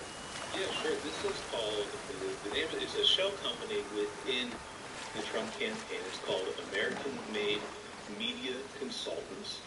And, where I started with this, and, Dave has heard about this, we'd known about this for a while. He'd actually wrote about this back in July with Campaign Legal Center to file a complaint about them. He sort of approached it from the campaign finance side of things, and I approached it from the Trump world side of things. And what was so fascinating about this is American-made media consultants spent $617 million out of a $1.26 billion effort to re-elect Donald Trump. So you think that, spending half of all that money, which, you know, for anybody is a ton of money, they would have a pretty good handle on where it was going. And I'll tell you that, I mean, for months, what I heard from inside the Trump campaign, from people close to the president, was just confusion about this thing. So, I mean, we worked on it and got some help from inside. Let's put it that way without revealing sourcing. And as it turns out, this company was signed off on by Jared Kushner back in April 2018, and it was created and started by the Trump family. Really, Laura Trump was on the board of this. Eric Trump's top deputy, a guy named Alex Cannon, replaced her on the board later. It's John Pence, the nephew of Vice President Mike Pence. He was on the board as part of this. And they spent a ton of money. And, you know, there's still a lot of confusion about, like, you know, where exactly did that money go? We were able to piece together some of this, but there's still a lot of questions about where it went. And I think the thing that's just befuddling to me is how much the top people in Trump's own campaign, I mean, all, like, very top-level people, obviously with the exception of Jared Kushner, I think, didn't know where this was going. And it's really, like, I don't know, it's really... This looks like the place. Even for Trump world, it's kind of stunning. Well, yeah, I mean, I guess people thought we had discovered, like, the story of grift in the campaign with Brad Parscale, and, like, oh, he's got a nice car, maybe he got himself some money. We don't know for sure, like you said, what happened with the more than $600 million, but this is certainly a group that has not necessarily been shy about enriching themselves or funneling money through Trump-owned properties and things like that.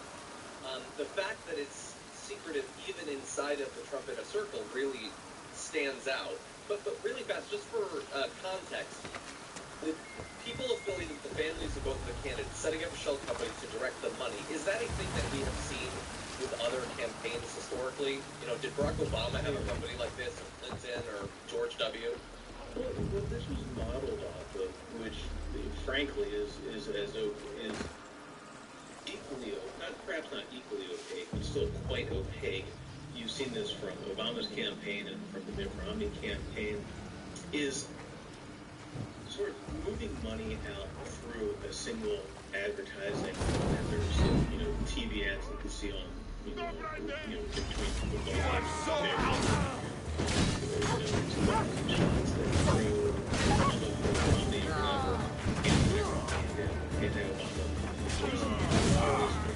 spending directly through these advertisements. Generally, big one. Trump or Obama, Democratic giving offers that they used Romney effectively created an advertising firm called American Brand. And it did resonate when, if you go back to the context of where this was from campaign in real life, Brad, back in spring of 2018, Brad Parscale was just as campaign manager, and there was a lot of consternation behind the scenes about him paying himself out of the campaign. Parscale, eventually Parscale strategy, there's a lot of consternation about that. So what we have reported on originally was enough to kind of clear up those concerns that the Trump family members had about him. What they did was the Jones Day law firm, famous as where Don McGahn, former White House counsel, came out of, Bill McGinley, a number of other folks. They had a meeting over there with the Republican elections lawyer, Ben Ginsburg. I always, this is probably, I guess this might be simplistic, perhaps. Safari. About these things, I always seem to come back to that, it was like a 2008 recount with, you know, Kevin Spacey is in there. I think he plays Ron Klain, and Christopher Warren, one of those guys, John Hurd, I think plays Christopher Warren. Anyway, there's a where a starring role in this movie. And I would encourage everyone to go back and watch it. I think we've largely avoided a repeat of the Florida 2000 disaster. But all in all, these are still huge players. But the guy for the Democrats is now the chief of staff for the White House. Ben Ginsburg is the guy who advised them and said in his meeting at Jones State Law Firm and said, hey, 2012 on Romney, we created a thing called American Rambler. And this is, maybe you could use that. Now, this is not American Rambler. This is not an in-house ad agency. It is 1, 2, 3, 4, maybe 5 steps further than that. And frankly, it's still hard to tell exactly because we don't have all the answers on this. The way that American-made media consultants worked was the Trump campaign would consult with the vendors who were purchasing advertising, doing digital, radio, TV, etc. for them. And they would negotiate directly, and then the payments would come from the shell company. And a lot of these arrangements were, fairly typical. But they also hid a few things, let's put it that way. Among other things, it hid payments. These are things that were not publicly disclosed. But they hid payments of salary to Kimberly Guilfoyle, the longtime girlfriend of Donald Trump Jr., and Laura Trump, the wife of Eric Trump, and a board member of the Shell Company. And, we've had Democratic, after we broke this story about a week and a half ago or so, we had Democratic reps Ted Blue from California, Kathleen Rice from New York, Mark Pocan in Wisconsin, all asked the FBI and the FEC, the Federal Election Commission, to investigate this, to look into whether campaign laws are interfered. Because it is a potential felony if you're using campaign funds to enrich yourself. That's a big question. We don't know that directly, but that's one of the questions they posed in their letter requesting an investigation. It's also a violation to not disclose campaign payments. And then, I understand that the FEC has been nothing if not dysfunctional under Trump, in large part because it wouldn't make the appointments to the FEC. But Biden's coming in, and we now have new board members of the FEC, so it is re-functional now. And now as it is re-functional, there's a question of, okay, was $617 million laundered? Were any laws broken in that process? It appears a likely yes, at least in terms of disclosure, but still so many questions around this, and just a ton of questions. Yeah, and I want to turn to the disclosure. This is obviously a gigantic amount of money, and it's not dark super PAC money that's sort of technically disconnected from the campaign, but related to it. This is the actual campaign. Yeah. So the fact that we don't know where all this money went, is there an inevitability to finding out, or is it possible that they're going to continue to stonewall as they already have? And especially, like, you talk about the possibility of the FEC under Biden being more functional. Is it Biden has indicated in some areas that he's not interested in looking backward and investigating illegality. Has there been any indication that campaign finance might be an exception to that philosophy? Yes, so in terms of finding out, what's so funny about this, and I don't know if it inspired us more than usual, but whenever you tell a reporter that you're not going to find something, they just really want to find it more. There are people around the Trump campaign or Trump advisors who seem to kind of use this over the summer as a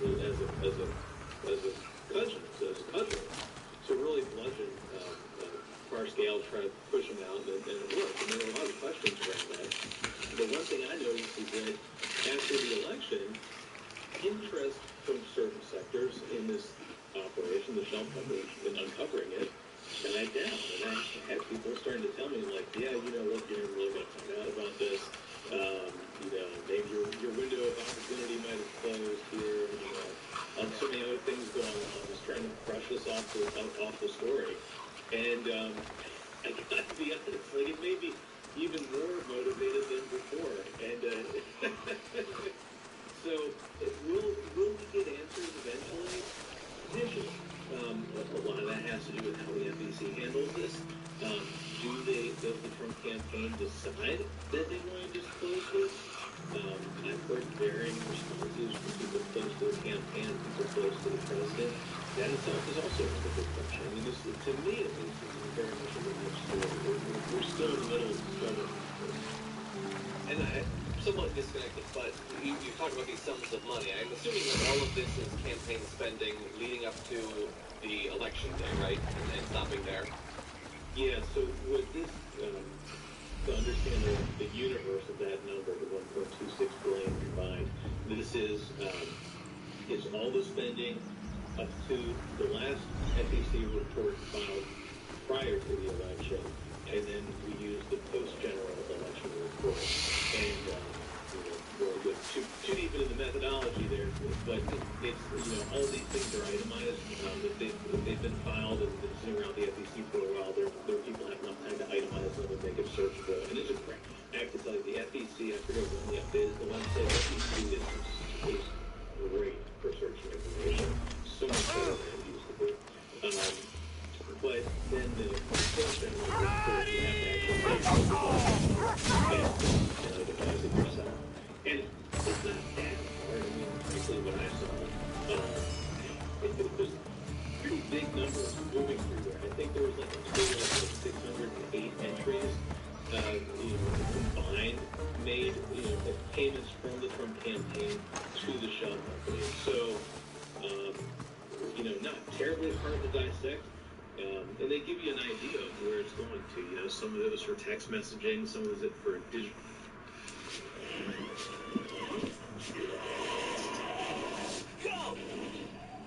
Receiving incoming transmission.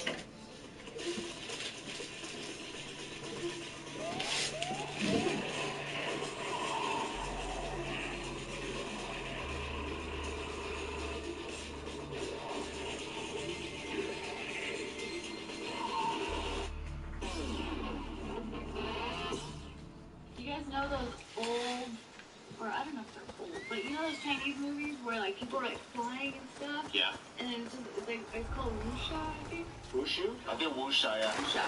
Wuxia. Like Raccoon Tiger? Wuxia. It's like saying like martial cinema. It's like its own genre in. It's like kung fu movies. It's like spaghetti western is like its own. Exactly, yeah. It's its own thing. Like kung fu movies. Because they have actual kung fu movies, like more like Jackie Chan style, where they're fighting on the ground and it's not really supernatural.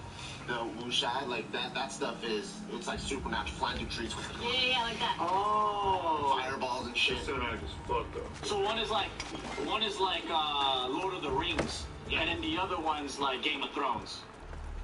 They're the same kind. I'm like, what's the difference? I love your brain, dude. One's like Denny's. Season one of Game of Thrones. One's like Denny's, one's like IHOP. You haven't seen the one that was dragon. Don't never change, you little happy. And you notice couldn't get burned by fire. No, but at the end they had. Yeah. You're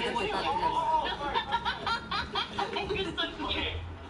One is like Game of Thrones, and the other one is like King Arthur and the Knights of the Round Table. When there's a floating sword that comes to a table. Yeah. They get the reference, right? You're the best. So there's this tourist attraction in China. You get to fly? Where you get to fly. Oh, yes. Shit, that'd be my childhood dream come true. I don't know if I trust it in China. Can I do it? Can I dress like Peter Pan and do it? Well, please do. But like a high school, with the green stocking and the little green shell. I'll pay for everything. Deal. Okay. I'm wearing elf shoes. And the hat with the ears? Yeah, fuck yeah. I've been wanting to reenact Chinese kung fu movies ever since I was a kid. I try to fly from my couch to the other couch. Yeah, me too. Dude, you gotta go here. You gotta go to this. It's in China? It's in China. I have a video. So it's like the backdrop is like ancient China. It's so pretty, and then they also give you There better be a freaking old Chinese dude with a hood and like a big mole with a fucking hair that's going, and he has 3 teeth, and he's like, and like people are doing kung fu and shit. Yeah. That would be dope. I'm gonna play it. Can they just move this arcade or something? No, ready? Ooh, that's sick. Green screen? Oh no, it's fake grass. Yeah. Whoa! That's fucking sick. You had a waterfall? Yeah. Oh my god. That's beautiful. Yeah. Oh, I want to go to China just for this. Yeah, me too. Dude, that shit looks high. Oh, that looks too high. I I'm attached to like something, and then I'm doing this exact thing. Well, I'm like, what? That's crazy. I want this to be my wedding video. Yeah, right? Yeah. Can we redo our wedding video? Yeah, let's do it. Those people looked like they were in a wedding outfit. Yeah, because the guy's like, why do we gotta do weddings? We can just go. Yeah. Looks so pretty. Dude, that is so tight. Wait, you're down to do this? You're afraid of heights? Well, it certainly means. What does that mean? So yes, you're down to do this? Yeah. In your heart, there's no better way to start. Dude, how do they Is it a fake location? I don't know. It looks real waterfall. Yeah, I know, right? How much does it suck to be that one of Wendy's brothers in that play? You don't even know their names. Michael and John. And you're like fucking chasing. She fell. Wow. She was let go of her happy thought for a second. She has to think happy thought. Yeah. I want to do one where it's like we can go with swords and we battle it out in the sky. That's it. Because it's only one at a time. And then we do it, and somebody else like, we're not doing swords anymore. Yeah, there's a lot of velocity happening. Even with a big sword. Someone has a sword on the other person's I'm swinging towards her. I can't. Down together, and the guy on the ground is like, this is so fucking sick. Yeah, that's scary. I would imagine that when they do the battle in the sky, the wires get tangled. I want a Star Wars theme one where everyone's on wires like that. And you play laser tag, but you're in the sky, and you can like jump and fly to the next thing. Oh, that'd be so fun. We are under attack. We and the warriors are holding the rest of the No, apparently people don't fly, so you can't do this. Who flies in Star Wars? Who the fuck flies in Star Wars? You can jump. You can play Quidditch. You're telling me those Sith can't figure out how to fly. Fucking losers. Yoda kind of flies because he's so small. But he doesn't fly. That's true, doesn't he? He jumps Well, in space, there's less gravity. It's kind of like you're flying. There's no real lack of gravity in Star Wars. I'll tell you that right now. That's true. Because it would defeat the purpose of having a plane. That's why they have to get in a plane. That sounds fake, then. We should do a theme park. That's like, you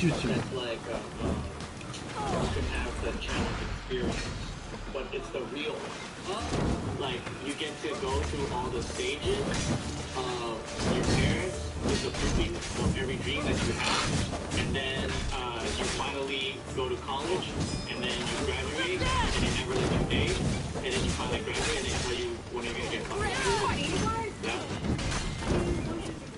So I like your theme park. You have to pay to go in, too. Also, remember you have to pay to go in, right? Yeah, okay, good. You can keep coming back every single day. It helps in changing your parents' mind. Making them proud. Yeah, it sounded cool. Like, at the end of it, it's like, yeah, you gotta make your parents proud. And if you need to leave and come back, they whip you one time, so you come back and show them tomorrow. Yeah, I was here. Joke's on you, they're never proud, right? Yeah, and then you go, yeah, so it brings them back to the theme park. Yeah, the entrance again. My theme park I can't believe we did it. It's Florida Panhandle based. Yeah. Your basically the attraction is you're trying to win at scratchers every day. They took blows away from us. That's your people's. That's Like at Knott's Berry Farm, when you go and you like pan for gold. It wasn't easy. It was easier than I It's like expected. going there to get rich. The sons of Like I'm you're glad like, it's this is over. gonna be it. I Tomorrow's it. may If you not were be to a find champion of the gods. But once a day, like one person does win. To keep you motivated. Yeah. But it's the same person. And that person has to stand there the whole time. Be like, with a big check. A big fake check, yeah. They really go home with like a stuffed bear. But like, they're... I think it's the same guy every day. And they sit in those lawn chairs. For the beach. When I saw this video, I was like, man, that's so fun. It seems like such a fun attraction. But it also reminded me of when I was a really little girl. Like my mom, like my dad, he would leave Channel 18 playing, which is, I don't even know what kind of, it's like everything. Like Indian, Chinese, Korean, Indian. I wonder if they're still around. So then sometimes they'd be playing kung fu movies, and so when I think I was like 4 thinking this. And I was like, what? Over there. These people can fly? No, they can't fly. That's crazy. Who did this? No. And then but I'd be skeptical. I'd be like, You ever seen Casey floating in the kitchen when he's making pasta? no. Nothing I can before would make But yeah, and then so, and every time I think about that memory, I'm like, oh, you're 4.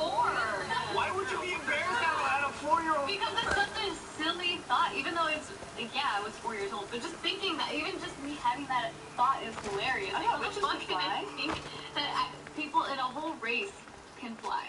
I thought Santa could fly around the whole world in one night until I was like 10. Yeah. Sure. Dude, I just watched a history video on Santa, too. I'll have to save it for a different time. It's good to see all this beauty. It's about how it's all based on magic mushrooms. I lost my own family. Oh, that one? I didn't think I'd have you. Yeah. Not. You probably want nothing to do with everything that happened. Okay, so, I understand. like, everything represents, you know how mushrooms are, like, the one that's well known throughout the world are the ones that are bright red with the white spots? Yeah. Okay, so those are, like, representative of, like, the presents under the tree, and because they grow under trees, and when these, like, I forget what they're called, but they're like shamans, basically, they would collect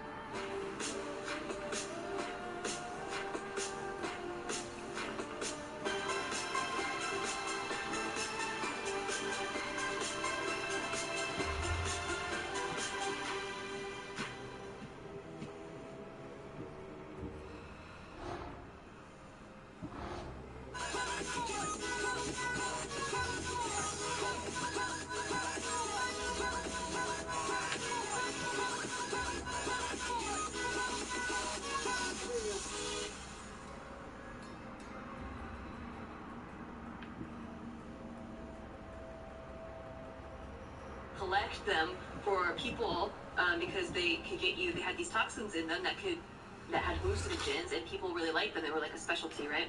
So every December, the shamans would collect them all, and they would give them to the people. And the way that they give them to the people during that time, all their houses were like kind of under ice and snow and stuff. So the easiest way was to drop it down the chimney. So like that's how the chimney thing happened. And then the way that they like dried the mushrooms out, because like they are poisonous technically, so you have to try to get all the like the liquid to dry out. They would hang them on the tree, which represents the ornaments that they hang on the tree. And like the shaman guys themselves would wear these red outfits, and they have like long white beards. And I don't know, maybe they were hefty, I don't really know. But they also said like they would kind of be on the shrooms while they're collecting them. And so sometimes there would be reindeer around, like eating these mushrooms too. And sometimes everyone's high as fuck. Yeah, they would look like the reindeer were flying. Dude, history is it's just like drunk history. Yeah. What the fuck? There's a channel called After School, after SKOOL, and they have a history playlist. Yeah.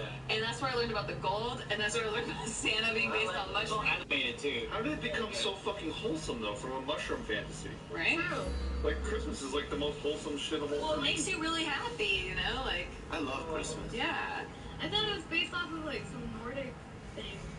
It's a combination of all of it, I think. It probably started there, and it went on, and then it's like mixed with Christianity now. The Nordics had their own thing, and then like the mushroom people were like, wait, we got that too, but they like got all swapped. Where are the mushroom people from? Wherever the shamans are from. Apparently it snows there because like it's all icy and they put it down the chimney. I don't know, watch the channel. After school, they do a way better job at explaining things than me, but I was watching it and I was like, I kind of want to try mushrooms now. I do too. My friend's growing them. Let's do it. Yeah, everyone thinks I'm getting into the illegal mushroom business because of how much mushrooms I'm posting. Yeah, they're just like, oh, that's those magic mushrooms. So I'm like, nah, it's shiitake. It sounds like it's regular. Like, they think I'm really starting to get into the illegal, like, psychedelic. I mean, based on how much you talked about your past, I wouldn't. And based on the way you just said, they're just shiitake mushrooms. Don't worry about it. Like, sounds like a fit for sure. You're like, my cousin's growing them. What? They're just shiitake mushrooms. Prices went up. The prices went up for psychedelic mushrooms, yeah. What the fuck? You're confusing people again.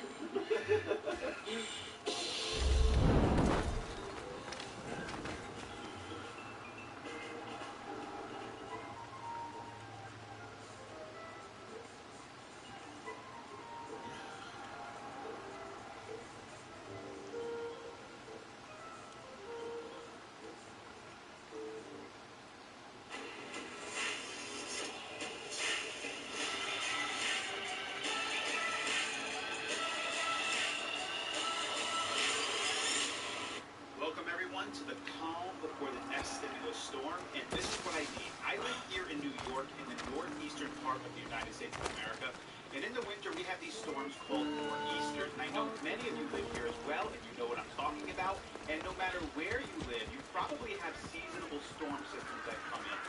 When the nor'easter is about to come in, about a week before it hits us, the media is going crazy. Everyone's talking about the storm on the horizon. Is it going to get a big foot? Is it going to be 2 feet, maybe 3 feet? And all of a sudden, the hype starts pumping up. But there's always this calm before the storm actually hits. A little quiet. No one knows what to do. And then everything goes crazy. Get the bread, get the milk, the storm's on the way, the whole deal. I know you know what I'm talking about. Right now, we're in the calm part of the next stimulus storm that is brewing next week. And this is what I mean. There's a few ingredients that we need to look for to all line up. And those ingredients, if they do line up, you are probably going to see an additional $1,400 stimulus coming in, perhaps during Trump's administration, perhaps not. We're going to have to see how long it takes. But let me talk to you about those ingredients. Ingredient number one is You have a habit of appearing the moment I need you. What a power. Is there ever a time you don't need me? The drunk politician you had me take home? We ran into a bit of trouble. That's... Yes. Thankfully, we... Oh, I see. You seem disappointed.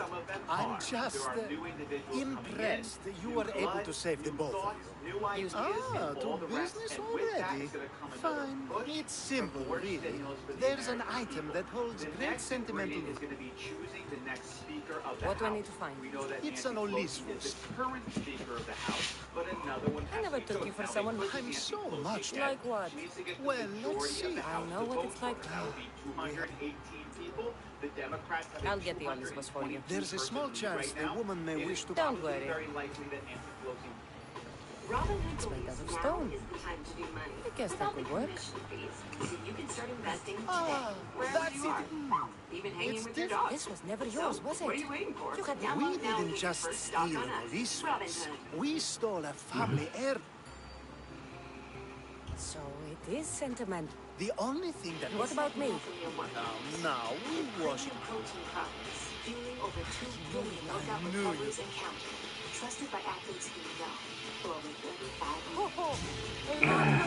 It's different, but you'll get used to it. I hope you're... Will be chosen as the next Speaker of the House. But here's the thing. If she's chosen again as the next Speaker of the House, that's actually good for more stimulus for the American people. Yes, we're going to have to deal with Nancy Pelosi again. And a lot of people don't want to deal with Nancy Pelosi again. But if you want more stimulus, Nancy Pelosi being in there is not a problem. However, it is possible that she will not get chosen again. Somebody else could. We don't know who that would be. But if that happens, it's going to take a little bit longer to see another push for more stimulus because they're going to have to iron out all those details in who the next Speaker of the House is going to be. Ingredient number 3 is the senatorial runoffs in Georgia. The election is slated to occur on January 5th. Early voting has already been occurring. The actual election itself is 5th, and the results will probably come in on January 6th. If the 2 Democrats win, this is a game changer in the Senate. Right now, based off of the polls, and because of what Mitch McConnell did in denying a vote for the $2,000 stimulus check. Now, depending on your political leanings, you may have thought that that was a good move. In my opinion, even if you're conservative, he should have at least put it to the Senate floor. That's what they exist for, to vote on these bills. But just to block it outright because you think that you're completely right on something is absolutely ridiculous. Put it to the floor and let the people vote, and he didn't. And not only did he not do that, but he started saying weird things like it's money for the Democrats' rich friends and stuff. Now listen, I do think that there's political players out there, Democrats and Republicans, and they have agendas all over the place.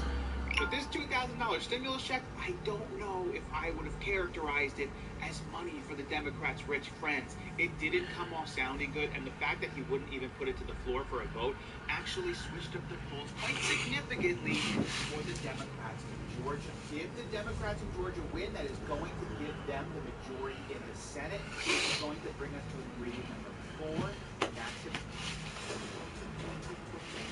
Jeez, the hell is... So you're interested in Marble Strike? Be a different majority leader besides McConnell in the Senate of the United States of America. This is what I'm talking about with the brewing of the next stimulus storm. It seems to be like the ingredients are all coming together. The 117th Congress is being sworn in. Nancy Pelosi is likely to win the next Speaker of the House. The Democrats are likely to win the Senate oil runoffs from the January 5th election, and this is going to put a new majority leader in the Senate. After all of those things come together, it's just a matter of time before the House puts a new cash bill out that increases the stimulus check. The House is going to vote on it again. They are going to pass it in a bipartisan way, like they passed it the first time. They're going to send it over to the Senate. There's going to be a new majority leader in the Senate. That person is going to put it to the floor. After a vote, it's going to get passed through, and that is going to get signed. If they can do it fast enough by President Donald Trump, but if not, by Joe Biden, what could be a problem to this storm? If you want more stimulus, what could stop it from happening? Well, if the Democrats don't win in Georgia, if even one Republican wins in Georgia, that's going to be a halting to another stimulus check for the American people. Now, I know that does seem like a bad thing, but there are benefits to that because yes, although I think that the Republicans should put this to the floor, and I think the Republicans should do this for the American people, there's something to be said by balancing out the power in the government. That's a nice Even horse, if they're doing things that you don't agree with, very in nice the long horse. run, the benefit might be better. It's like also this. a When the stone nor'easter comes in, I don't know about you, but I'm a snow guy. It looks like I'll have to report you, Socrates. It's what a good citizen would do, right? Oh, very good. Although a bit preemptive without all the details. It was a joke. The real... What story is that? There is a man nearby who is responsible for stealing the horse. I've been contemplating the proper course of action, but I'd like to know what you think is right.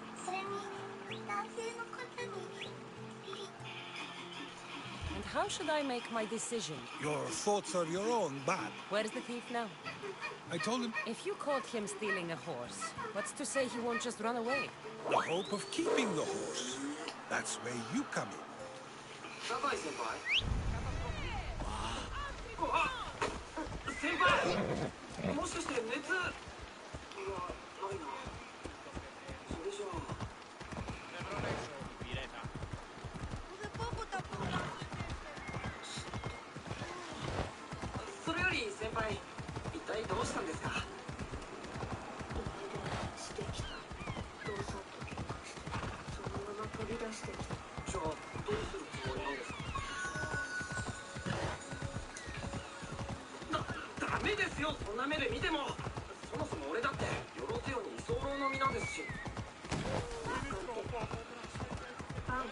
Your distance.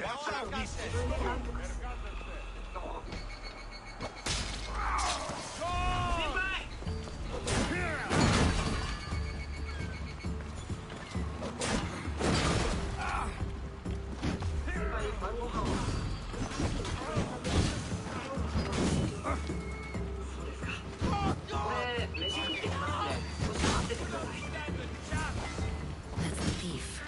You won't escape.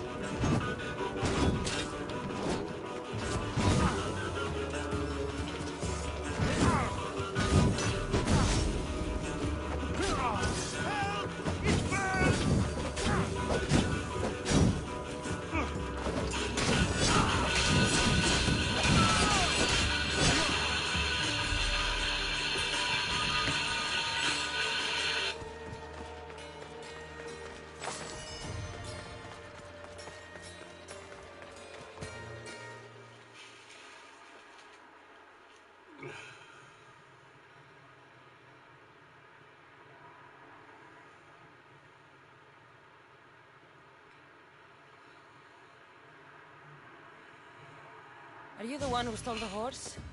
Socrates said I should talk to you. Bad enough being caught, but to have a Misthios judge me? Better than an Athenian guard. Anything to say? The man I stole it from won't even miss it. He has plenty of others, while my only horse died last week. If I had the drachmi to buy a new one, I would have.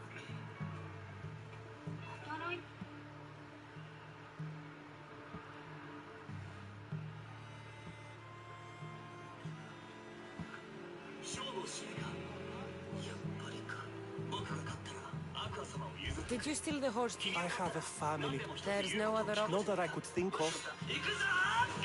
I have enough information to make a decision. I hope you can understand. Wouldn't you do the same if it was your family?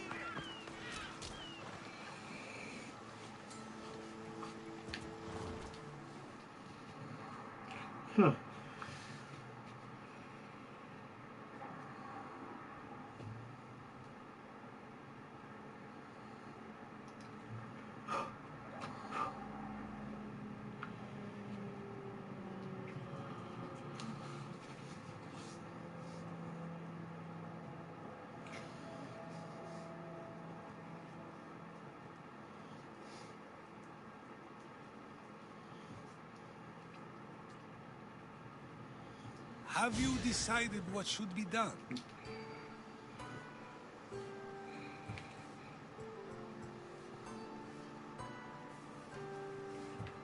It doesn't matter why he stole the horse. You surprise me yet again. I truly believed you... Because I am a Misthios? Of course! Yet, when it comes to someone else, you decide a crime deserves a consequence no matter the reason. The real question is... There is a good chance... Now you're not making... Let me ask you one more thing.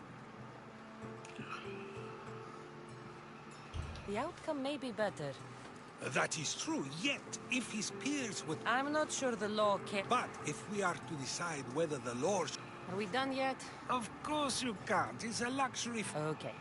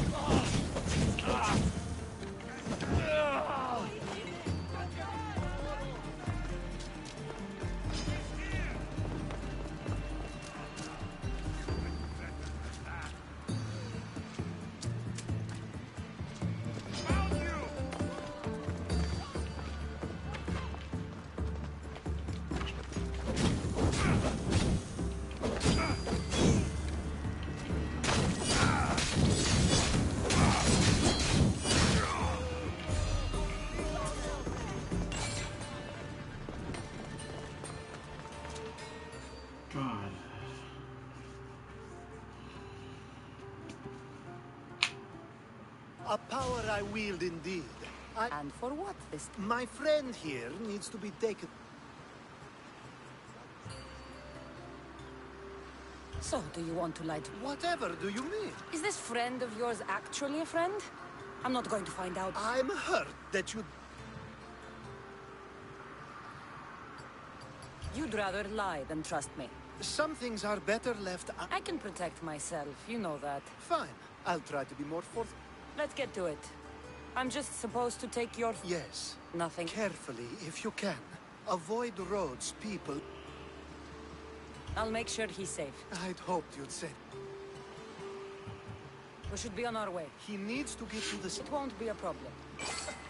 I'm glad we aren't going by sea.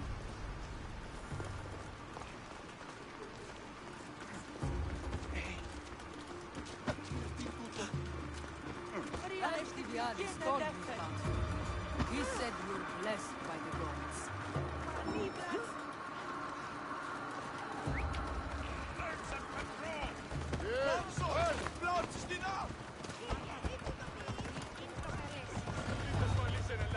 Nice of you to help someone who don't know at all.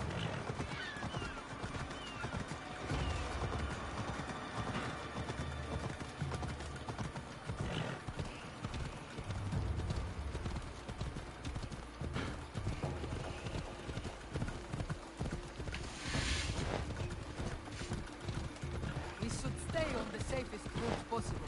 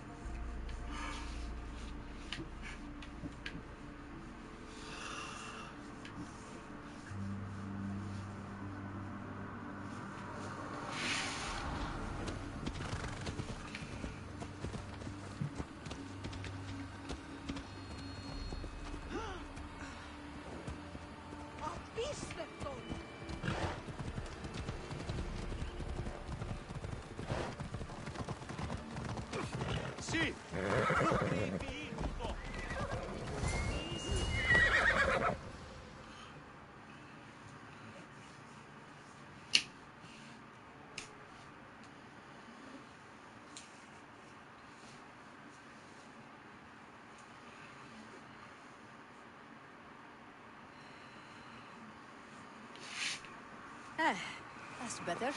I was starting to get sweaty under that hood. You're a woman. Nice of you to notice. Alcibiades said... Exactly what I told him to. It was safer that way. I owe Alcibiades a lot for his help, and for trusting you with my life as well. Enough lies. Tell me what's happening. I said I was a man, so nobody would recognize me. I needed to... And you trusted Alcibiades? No one escapes my husband. He'd find me. It's been...